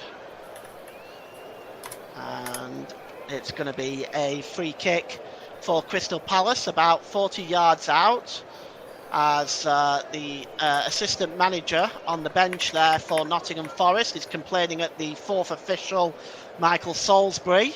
Of course, there's no place on the bench tonight for Nuno Espirito Santos. Here's Eze with a shot. Oh, just a super save from Matt Sells. My goodness me. That was a fantastic strike by Eze from the resulting free kick. And that was a good 35 yards out, Ross. What a super save. Tipped it onto the crossbar and over. Fantastic save there, Paul. Really good effort. Just, if you didn't get that, I think that was going in. You had to make that save there, Sells. Well, it was a super save. And part of the reason why he's sitting there with an 80% save average. Will Hughes with the corner kick now from the right-hand side. He gets it back. Will Hughes plays it short. It's back to Eze again, who may strike another one, and it just goes over the crossbar. As Eze once again coming close again, and Forrest are going to have to watch him. He's not afraid to shoot from distance, is he? No, he's not. And Anderson this time, fantastic block from him. Down for another corner. They need to pick him up this time. Otherwise, it could be another one of those. It's a corner this time from the left-hand side. Just trying to see who's gone over there to take it. As Forrest line up the penalty area. It is in fact Eze that's going to take it from that side. And he goes short to Will Hughes. And it's back to Eze again. Eze swings the ball in. And it's headed up into the air that time. And it's back now with Kamada. Kamada, the ball is lifted up into the penalty area again, looking for Munoz, who was shielded out of play, and it goes behind for a goal kick. Great defending that time by Nottingham Forest. Superb defending there. Saw the danger, just got the men in front of the body and the ball and went behind. Brilliant piece of defending. Well, Anthony Alanga is being replaced, and Jotto Silva is coming on in his stead, as we see the first substitution on 62 minutes here for Nottingham Forest. Jota Silva, it's a forward, so it's like for like, really. I'll probably slot into that position that Anthony Alenga was in. Here's Will Hughes now for Crystal Palace. Will Hughes swings the ball over the far side to Eze. Eze inside the penalty area, just stumbles for a moment, but he holds up the ball well, does Eze. And still he keeps possession, but he's finally dispossessed there by Dominguez. And now Nottingham Forest can come forward. And it's the number 16 there, Dominguez again. Plays the ball across to Moreno. Moreno over the halfway line, flicked on by Callum Hudson-Odoi. Back to Moreno, just over the halfway line again. And picked up by Dominguez. And now here's Callum Hudson-Odoi, gets across to the back post. And nobody gambling once again. It goes all the way to the other corner flag to Ryan Yates. Yates swings the ball back in. And it comes to the edge of the area to Elliot Anderson, whose shot is blocked. Here's Hudson-Odoi, right on the edge of the area. Can he get a shot away, Hudson-Odoi? It's blocked again as Palace desperately blocking, and that challenge is in by Daniel Munoz there. But Forest maintain possession. And it's now with Elliot Anderson to Murillo. Murillo to Morena. Morena gives the ball there to Hudson-Odoi. Anderson looking to swing that ball in. He holds up on that, in fact. And that's a poor ball by Murillo, and comfortably won back by Jefferson Lerma. He plays a long ball and he's looking for Eze, but instead Ola Aina picks up that ball, who's just been superb in that right back position today, Ross. Yes, absolutely fantastic, Paul. Brilliant bit of play, and this is what Forest needed to do. Brilliant, fantastic bit of play there. But Eze's done well so far, and they've marshalled him well. Well, it's come back to Chris Wood with a shot. Oh, it's in there! Chris Wood has given Nottingham Forest the lead, and Dean Henderson, well, he might well look at himself for that. The ball just bounced back to the edge of the area, and it looked like a pretty innocuous shot by Chris Wood, but it's his effort that beats Henderson to his right-hand side, and he'll want that back, Ross. Yes, he needs to do better there, Dean Henderson. Chris Wood, fantastic goal from him. 65 minutes on the clock, but Dean Henderson needs to do better here. The ball into the walls of the penalty area. Brilliant header away by Chalabar. Comes back to him. He gets an hand to the ball there. And so you look at it here, Paul. Wood strikes it. Henderson gets an hand to it. And he goes underneath him. Too much. Not enough hand onto that ball. Not enough power across to get across there. Really should be doing better there, Dean Henderson. But 10 off away from the strike. Fantastic effort from Wood. But Henderson really should be doing better there. But Forest have threatened the last few minutes. And in my opinion, Paul, goal they deserve with that opening goal of the game. Well, it's a strike by Chris Wood. It wasn't caught perfectly, but it's enough to beat Dean Henderson and give the Reds a 1-goal lead over the Eagles, and an immediate substitution coming up now for Crystal Palace. And just trying to see who it was who went off there. And I think it's Jean-Philippe Mateta who has come on. It's Eddie Nketiah who's off, and it's Jean-Philippe Mateta who is on for Palace's first substitution on 66 minutes, as they now have to chase the game. Can Nottingham Forest get their first home win of the season here? Would be a big win if they did, Paul.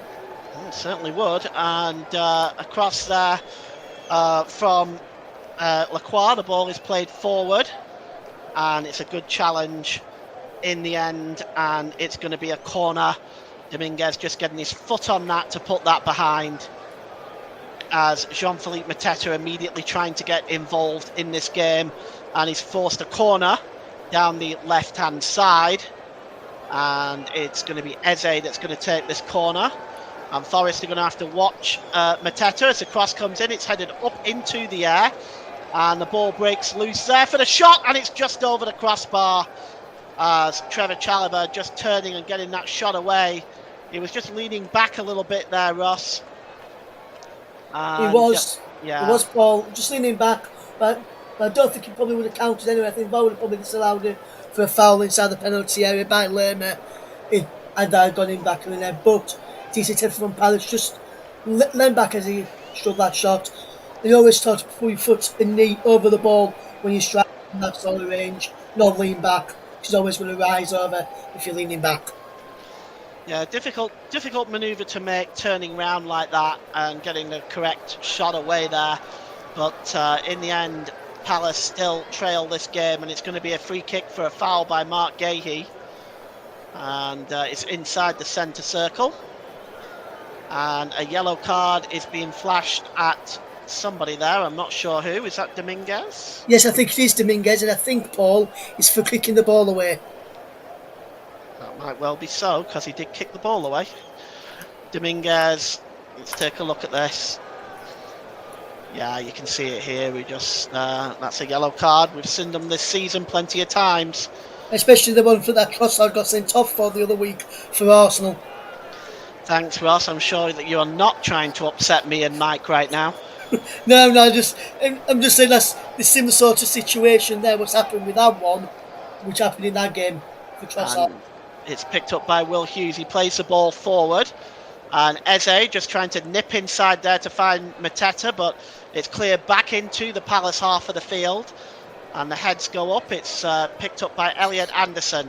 Anderson under pressure, and that's another good challenge by Daniel Munez. Puts the ball out of play, and it's going to be a throw-in for Nottingham Forest as we go into the last 21 minutes. And in about 20 minutes' time, Ross, I'm going to be asking you to name the player of the match, so you should start to get your thinking cap on soon. All I'm going to say is he's been on all game from the first whistle. He's been on the thinking cap. I've been thinking about it since the first whistle of the game. Well, here's Morena now. And Morena just plays it under Hudson-Odoi, and it goes out of play for a throw-in. And coming across to take this throw-in is Daniel Munez, who has been quite impressive for Crystal Palace today. And I don't know where you think Crystal Palace are sort of going wrong, Ross. I just don't think that the strikers are taking enough risks into the penalty. I'll get your thoughts on that in a moment. Here is Anderson now. Anderson, edge of the area for Elliot. Anderson gets a shot away. Oh, a kick saved by Henderson. And it's back with Yates. And Henderson making a vital kick save there to stop this game from going 2-0. And Aina swings across in, and their heads go up. And it's Lacroix who wins it. But here's Hudson-Odoi on the back post. Floats it over to the back post. And Hudson-Odoi just lifted the cross to the back post there. And it starts here with Elliot Anderson, whose shot was a kick save by Henderson. But again, that cross from Hudson-Odoi to the back post was missed by, I think it was Chris Wood on the back post there. And it just goes behind for a goal kick. But yeah, he just put a bit too much on that ball there, Hudson-Odoi from Chris Wood there, Paul. And he just took a bit of pace off it. Would have probably had a chance to make it 2 there. Well, it's Daniel Munez now picks up the ball, and he drops it here back to Trevor Chalobah. Chalobah almost dispossessed, and in fact he ends up fouling the Nottingham Forest player, just trying to see who it is who is flattened. And I think that's Morena. And as we take a look again at the goal, and well, it just squeezes under the arm, doesn't it, of Dean Henderson. And you can tell by his reaction how disappointed he is. He can't. He knows he should have kept that out. He would have liked that back, Ross. Yes, he would. And that's what we've been doing. That's why he covered his face on the replay afterwards. When we saw it on the replay afterwards, because he should be doing better there, Henderson. Here's Gahey, just struggling to keep the ball in play, and the ball goes out of play, and it is going to be a corner as Gahey unable to keep the ball from going behind. Be interesting to see what Palace doing now, Paul. Now that the goal behind with the incoming in towards the final 17 minutes or so, 18 minutes now. They need to get some firepower. They've got Mateta on. They need to create chances now and see if you can pull the ball in the back of the net. Well, the corner's taken. It's swung in and just only as far as Aina. It's swung back in again by Jota. Out to the edge of the area now to Callum Hudson-Odoi. Hudson-Odoi just skipping away from Will Hughes. And he plays the ball all the way back to his goalkeeper, Matt Sells, who's almost out by the centre circle. Sells is just looking for options, and he's looking to find Jota again. Jota goes up in the air to try to win that one.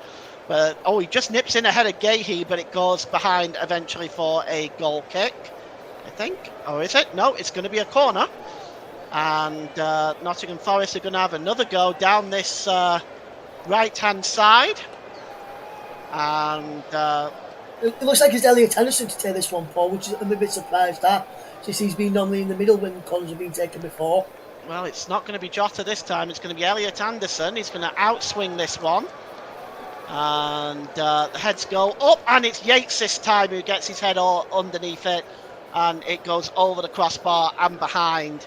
As a double substitution now coming up for Crystal Palace as they attempt to save this game.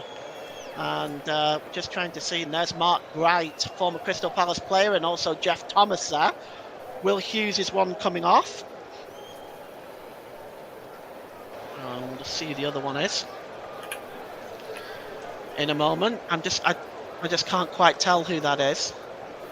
I can't see the number on the back of the shirt. Oh, it's Mitchell, Tariq Mitchell. So 74, Tariq Mitchell, and coming on is Ismail Assar and Jeffrey Schlupp are coming on for Crystal Palace. So Schlupp and Sarr are on, Mitchell and Hughes are off.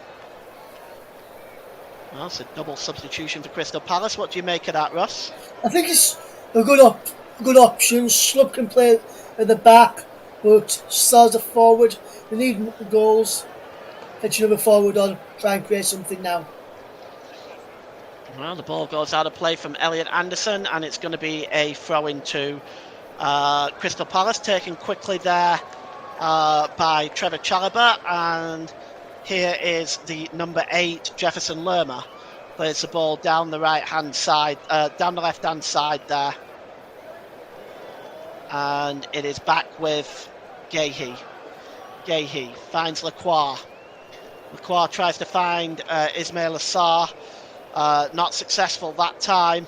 And now here's Forest breaking forward. And it's Dominguez with time and space. And that's a really, really good pass through to the middle there. And it's Elliot Anderson whose shot is blocked. And that's a really good piece of defending that time by Jeffrey Schlupp.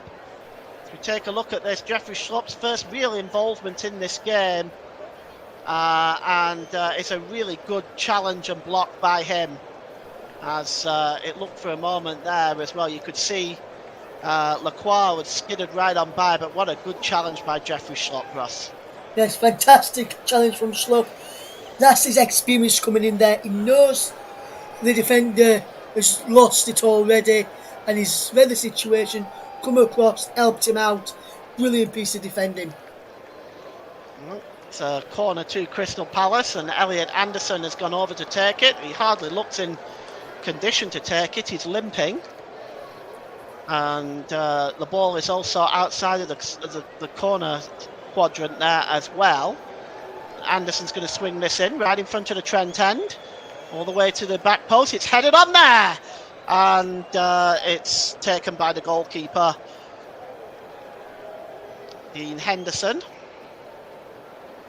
as he releases the ball. And it's picked up just in the middle of the park here by Gahey. Gahey holds up the ball. Is Kamada just over the halfway line. He finds Jeffrey Schlupp. Schlupp drops the ball back there to Chalobah. And it's picked up in the middle of the park by Lerma. Oh, that's a good ball across there to the number 6, Gahey. Gahey again tries to lift the ball over the top, and chasing this one is Mateta, and it goes behind for a goal kick. He's just not able to get there in the end. And once again, another Crystal Palace move breaks down, Ross, but Forest look like they are making a substitution of their own. Yeah, it looks like Paul for Forest coming on off. Is number 19 coming off for Nottingham Forest. Moreno for Nico Williams, and number 8 is coming off as well, which is Elliot Anderson coming off as well for Nottingham Forest here. Just trying to go and see the one who was coming on for Anderson. It is Murata as well coming on. So good substitutions there. Also, third substitution that time. The second and third substitutions for Nottingham Forest. On now is Murato and Nico Williams, and Elliot Anderson, who's been very impressive today, and Alex Moreno are both off, and we have 12 minutes left to go in this game, and it's cleared downfield. The heads go up, and it's won that time by Lacroix, but it's launched back into the Palace half of the field. Gahey tries to clear it, knocked on there, and here is Hudson-Odoi. Hudson-Odoi looking there for Nico Williams, but Lacroix cuts across and makes that challenge. It's flicked on by Mateta. And there's Daichi Kamada, tries to launch the ball forward. Lerma helps it on. And just going down the right-hand side now for Nottingham Forest, for Crystal Palace. It's Gahey. Gahey holds the ball up. Plays there to Kamada. Kamada. Down the right-hand side to Schlopp. Back to Kamada. Plays the ball forward, looking for Jean-Philippe Mateta. Can he get that ball first? He can. Can he get the cross in? And Matt Sells just falls on the ball and smothers it. And the move breaks down for Nottingham Forest. But Jean-Philippe Mateta is so strong in those positions. But he couldn't get the cross in sufficiently away from Matt Sells.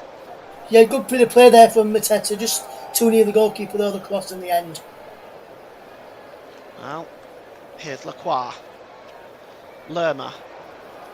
And over on the far side is Muniz. Picked up by Eze. Eze just cuts in field, gives the ball to Kamada. Kamada tries to play the ball forward, but it's poor. And cleared away that time by Murillo into the Palace half of the field. As we're inside the last 10 minutes at the City Ground. It's Nottingham Forest 1, Crystal Palace 0. Still, it makes you wonder, Ross, with all the chances, how we've only seemed to have had one goal so far. As Gahey plays the ball forward to Lerma. Back to the other central defender, which is Lacroix. And Lacroix plays the ball down the right-hand side there to Schlopp. And here is Mateta. Mateta tries to get across. It comes back to Schlopp with his shot. Super save by Matt Sells. Diving away to his right-hand post, denying Jaffrey Schlopp there, Ross. Yes, superb save there from Matt Sells. You see it here again, Paul. Fantastic bit of play. Brilliant effort from Matt Sells to push it away. Well, the corner's coming in. It's already taken. Palace desperately in a hurry here. As now trying to break forward there for Nottingham Forest. Is the substitute Jota Silva, but he seems to have been held up, as the rest of the team congratulating Matt Sells for this save on Jeffrey Schlopp. Oh, it was a full stretch there, Russ, to make that save. Yes, it was fantastic pieces of fantastic save there from the goalkeeper. Then the Forest defenders was looking across to the linesman saying that there was an offside in there. I think they were saying the number 12 for Crystal Palace, Daniel Munoz, was stood in the eye line of Matt Sells there, but he still managed to make the save. So he should have said if he'd have gone in, it should have been disallowed, but it was a save anyway. But fantastic one-handed save there. And I'm hoping Callum Hudson-Odoi, who's down on the field of play right now, is okay, because he's been fantastic today, and they've got a big game coming up at the weekend against Leicester on Friday night.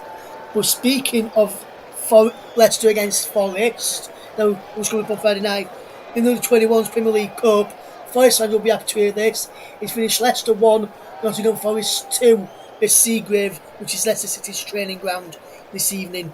Sinclair and Thompson on the score sheet for the Reds, with Joseph getting one back for the Foxes. Well, sitting in the press box there is Nuno Espirito Santo.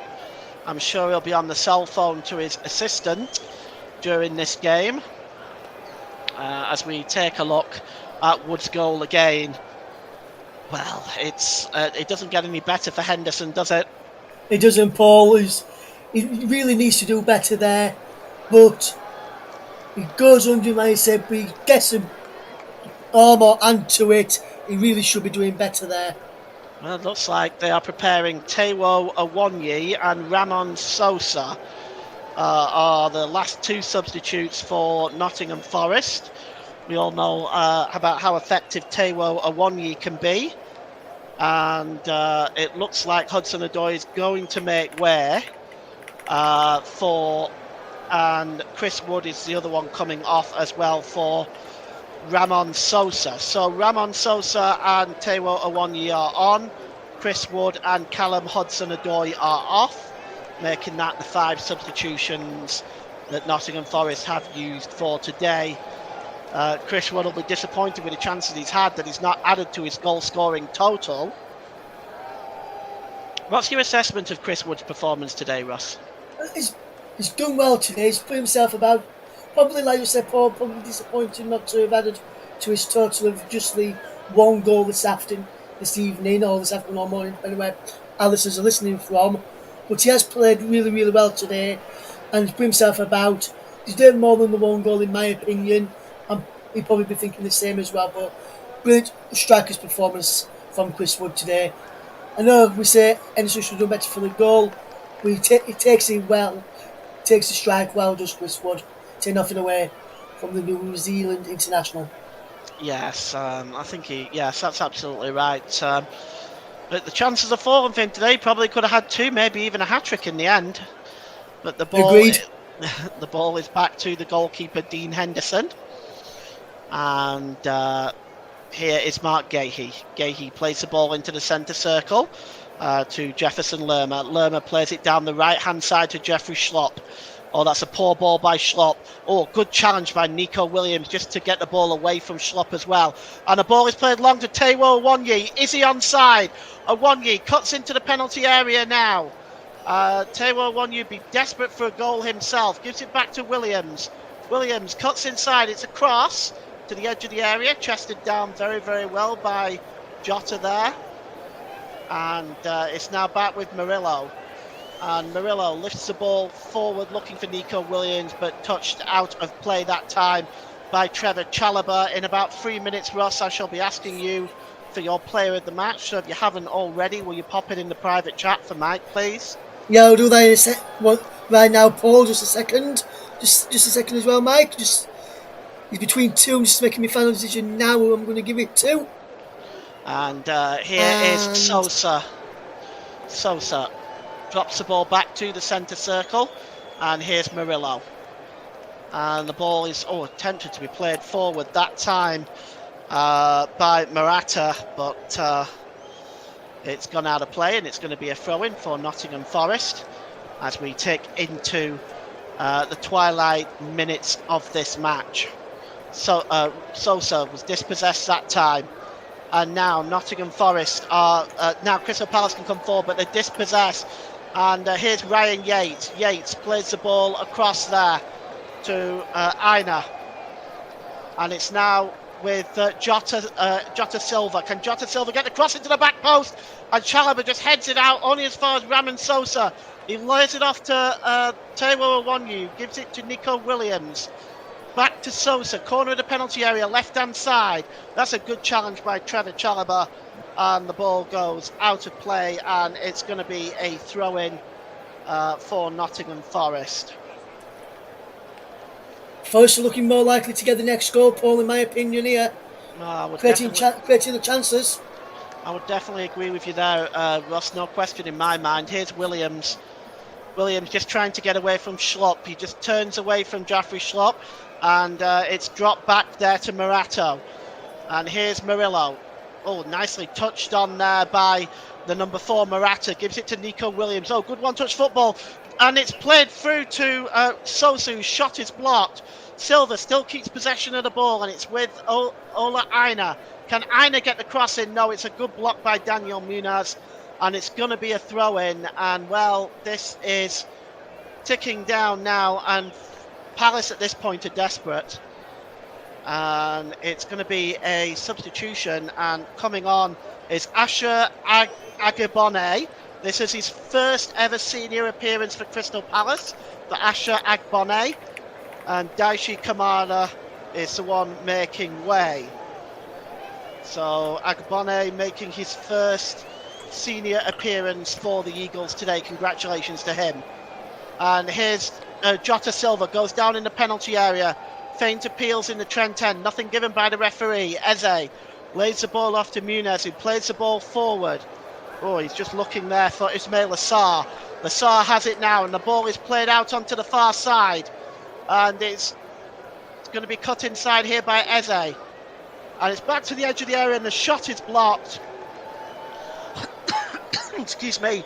And it breaks out there to the number 5 for Crystal Palace, Maxence Lacroix. Chasing him down was Dominguez, but it was another opportunity really for Crystal Palace, as it was the debutant there actually that got down the right hand side, Asher Egbone, and it was Eze that got the shot away. Decent effort from Eze there, Paul, actually. Yes, but I'm kind of really interested in getting right into the game. He's Agbone, and it's his first senior appearance for Crystal Palace. Might be interesting to. He might be one that can be watched. Yeah, I've heard from people who've watched the under-20 Palace under-21 side who he's featured for mostly so far, that he's one of the brighter players who could break into the side, if not this season, which he has done now, but in the next 2 or 3 seasons. So he's definitely one to watch out for, I've been told. Well, next stoppage of play, we're going to get the player of the match from Ross. The ball is now with Nico Williams, corner of the penalty area, left-hand side. Nico Williams drops the ball there to the number 34 there for Nottingham Forest, Ola Aina. The cross is swung into the back post, nobody there. Way over a Wanyi's head from Williams and goes behind for a goal kick. So, Russ, would you like to give us your player of the match for today, please? Yes, my player of the match today, and I think she had a really good game in the midfield area for Nottingham Forest this evening. I've gone for the skipper, Ryan Yates. Fantastic performance from him. He's been unlucky with his chances that he's had just scored, but he's put in a decent performance. He's probably one of the standouts. Chris Wood was also up there for me. He was between him and Wood, but I've just gone for the skipper, Ryan Yates, as the player of the match this evening. As we've gone into, Paul, 7 minutes at a time. Where have they pulled that from? Not quite sure, but the player of the match goes to number 22, Ryan Yates, as sponsored by Commentary Services. So Jaffrey Schlupp now will have a throw in, and yes, we have 7 minutes of stoppage time. There's been 1 or 2 longer injuries in the second half. I'm not sure it justifies 7 minutes, but that's what we have. It'll give hope to the Crystal Palace fans, as Oliver Glasner is just sat down there with his arms folded. You wonder about him and how long Crystal Palace will allow themselves to be in and around the bottom 3 before they make changes, Ross. I'll get your thoughts on that in a moment. Here's as Jean-Philippe Mateta putting the challenge in on Morata, but Morata clears it, and it's now with Jeffrey Schlupp. Schlupp with a shot, and it's blocked. And now picked up in the midfield here is Taiwo Wanyi, but Wanyi is dispossessed by Chalobah. And the ball is out onto the right-hand side, onto the left-hand side to Ismail Assar. Assar crosses it in, and Milenkovic clears the ball away as far as Jota Silva. And Taiwo Wanyi sets off Jota Silva. Jota Silva goes down, and he's claiming he was attacked. I didn't see anything there, Russ. We'll get your thoughts on that in a moment. And it's headed into the penalty area by the number 7 for Crystal Palace, which is Ismail Assar, and now Ezri, and he goes down under the challenge, and it's going to be a corner to Crystal Palace. Now, Jota Silva went down holding his mouth there. Did you see any contact there? For me, no contact whatsoever. He's just trying to buy inside a free kick to take a bit of pressure off them. Palace are piling on the pressure in the last few minutes. That's a corner for Crystal Palace. We're in 2 minutes into stoppage time. It's swung in, and Matt Sells comes out with a punch. Only as far as the debutant Agbone, who strikes a shot and it's blocked. It's now with Muniz. Munez's ball is disappointing, and it's headed into the other half of the field there, that time by Dominguez. And, well, Crystal Palace hoping against hope that they can salvage an equaliser here. And there's Chalobah, gives it to Lerma. Lerma drops it back to Muniz. And that's across there to Mark Gahey. Back with Lerma. Lerma plays the ball down the right-hand side to Trevor Chalobah. Chalobah swings across it, and there's Mateta with the header. But it's well over the crossbar, and you might wonder, Ross, whether Mateta may have done a little better there. He didn't really have anybody closing in on him at all, did he? It was a free header. Yeah, free header there. Really should be doing better there. He could easily have brought it down on his chest and fired a shot towards goal there, Paul. Instead of going with the head there, there was no one around. He could have brought it down and had a shot towards goal and tested Sells. That was a poor decision making there. Still 1-0. And we are ticking down to the last 3 minutes of stoppage time at the end of this game.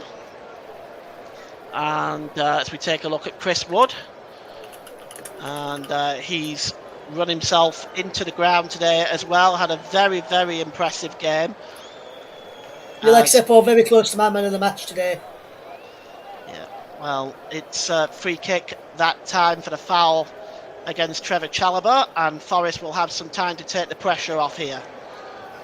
Nottingham Forest 1, Crystal Palace 0. As Forest staring at their first home victory, if they can hold on for the next 3 minutes, and moving up to 8th in the table.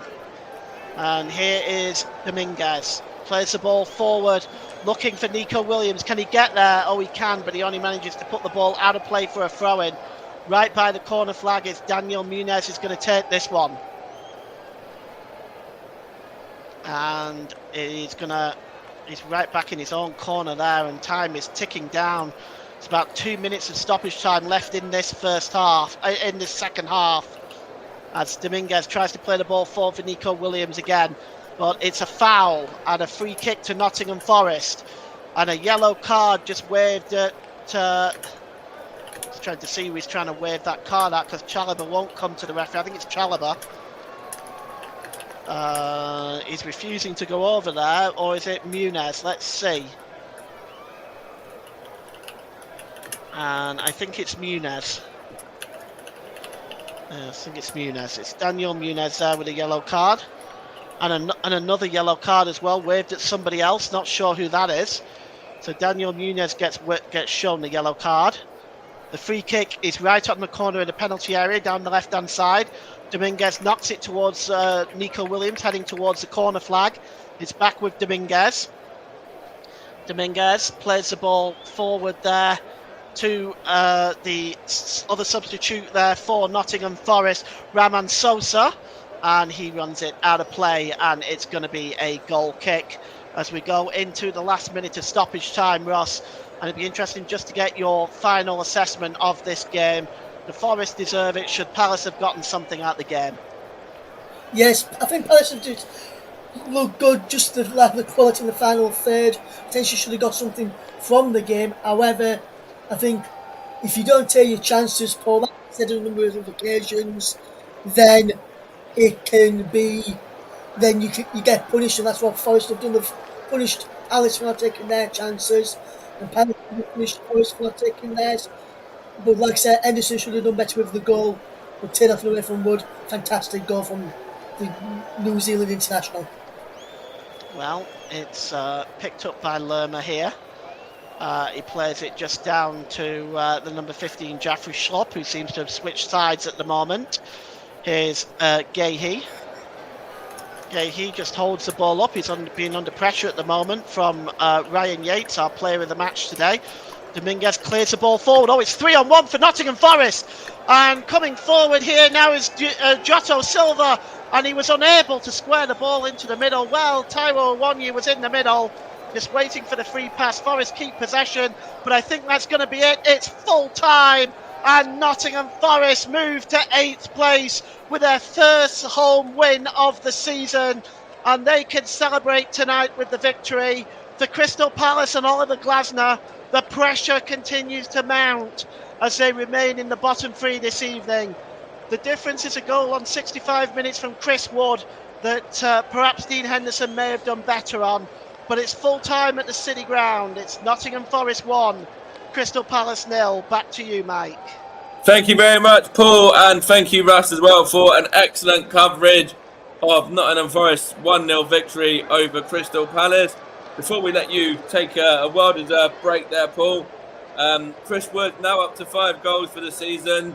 He's in some good company as well with Mo Salah, Nicholas Jackson, Luis Diaz, Danny Welbeck, and Ollie Watkins also in there as well in that list. And he's also just the third player to reach 20 Premier League goals for Nottingham Forest now, after Brian Roy, remember him, and Stan Collymore as well. A really solid performance in the end from Nottingham Forest. And for you, were they worthy of the 3 points? I think so. I think they were the better of the two teams. I think they had plenty of chances. They probably could have added to the lead. I think Chris Wood maybe could have had 2. But I think this will get the monkey off their back. That first home win of the season that they haven't been able to get yet. And really, they're in 8th place, but they're only 4 points outside of a Champions League place. It's very tight between 4th and 9th at the moment. Yeah, most definitely. Just looking at the table here as well now in front of me on my screen, as you say, Forest are in 8th position. Level on points with Tottenham. Only goal difference is what separates those two. Tottenham's got a better goal difference of 7. They're only 1 point behind Chelsea, 2 points behind Brighton, and as you say, they're only 4 points behind 4th place Aston Villa, and in fact Arsenal as well. So Nottingham Forest on the up now, and it's a great time for them to get the 3 points leading into that massive game against Leicester at the weekend as well, which is coming up on Friday. Yeah, and they've got that big game coming up. I mean, obviously, Nuno Espirito Santos will not be pleased with Sky Sports for arranging those 2 games so close together. But I think if they can they've got the heart. I think they've got the tougher game out the way now. With all due respect to Leicester, I think that they can go to Leicester and get maximum points. I think that's it's going to be an interesting game, that one, because obviously Leicester will be buoyed from their 3-2 victory at Southampton as well, with that very late winner in injury time from Ayew there, and obviously turning that one around. That's going to be an interesting game. The next game, incidentally, for Crystal Palace, they're at home to Tottenham, so they've got a London derby to come as well before they're back in League Cup action next week against Aston Villa away. What do you think regarding Crystal Palace's chances against Tottenham next time out? And what do you think that they need to do differently compared to what they've done today?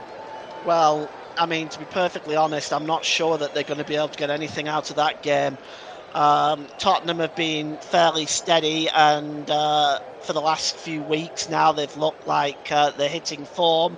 I think what they'll have to do differently is the strikers are going to have to take more of a risk going to goal. The build-up play by Crystal Palace today was really good, but they were whipping in balls into the box, and the strikers were not gambling on those. The strikers have to gamble. Sorry, Paul. So you're just saying that the strikers should gamble on the chances and the balls that were going into the area, and I completely agree with that as well. I think they did have moments. They could have had a goal or 2 themselves with some of the chances, especially in the first half. But as you say, Chris Wood there was a difference in the end, and he could have had 2 or 3 more himself as well with some of the chances he missed for Forest. So we'll let you go and take a well-deserved break, Paul, on the back of an excellent commentary there. I'm going to bring Russ in for a brief chat, a moment on the game this evening. Russ, when you look back on that game, do you think it's the right outcome that Forest have come away with the 3 points? I'd say so, man, because when we look at him, we always say this when we're watching games and we talk about games in the in this chat that we have off air as well as on air. If you don't take your chances, then you don't deserve to get anything out of it. You look at the Forest had chances, took one of the chances that they had. Palace had chances, couldn't take theirs. So overall, when you look at it, you'd say yes. However, if Palace had a better striker up there, 10 off and away from Nketiah, to know what kind of striker he is, but if you had someone better than him in that position, say if we started with Mateta potentially and have Nketiah coming off of the bench, then maybe it would have probably been a bit different. Some of the chances Nketiah had, I think Mateta would have probably scored. But when you look at it overall, I think Forest, having taken the chances and defended resolutely, probably the outcome was there in the end. And you gave player of the match to the Forest skipper, Ryan Yates. What were your reasonings behind that? And, why was he given a nod over potentially an Elliot Anderson or a Chris Wood, or even the goalkeeper, Sells? He made a couple of really good saves too. So why was Yates the one that was given the nod in the end for you? I think just because, as well as going forward, he had some chances of his own going forward, but he was there when Palace were going forward. He was in there putting blocks in, putting his body on the line. You could see he was in there closing down, making sure if a shot come in, he would get himself there. Or if he wasn't doing that, he'd be telling, say, Dominguez and Milenkovic where to go. He was organising everything for Forest today, and that's what you need from a captain and need from a leader. Need someone on the pitch to do. Yes, Wood and took his goal well and had chances as well. Sells made a few good saves. Anderson looked good as well. So they done some Doy. But I went for someone who played the full 90 minutes and someone who was outstanding in both ends of the pitch.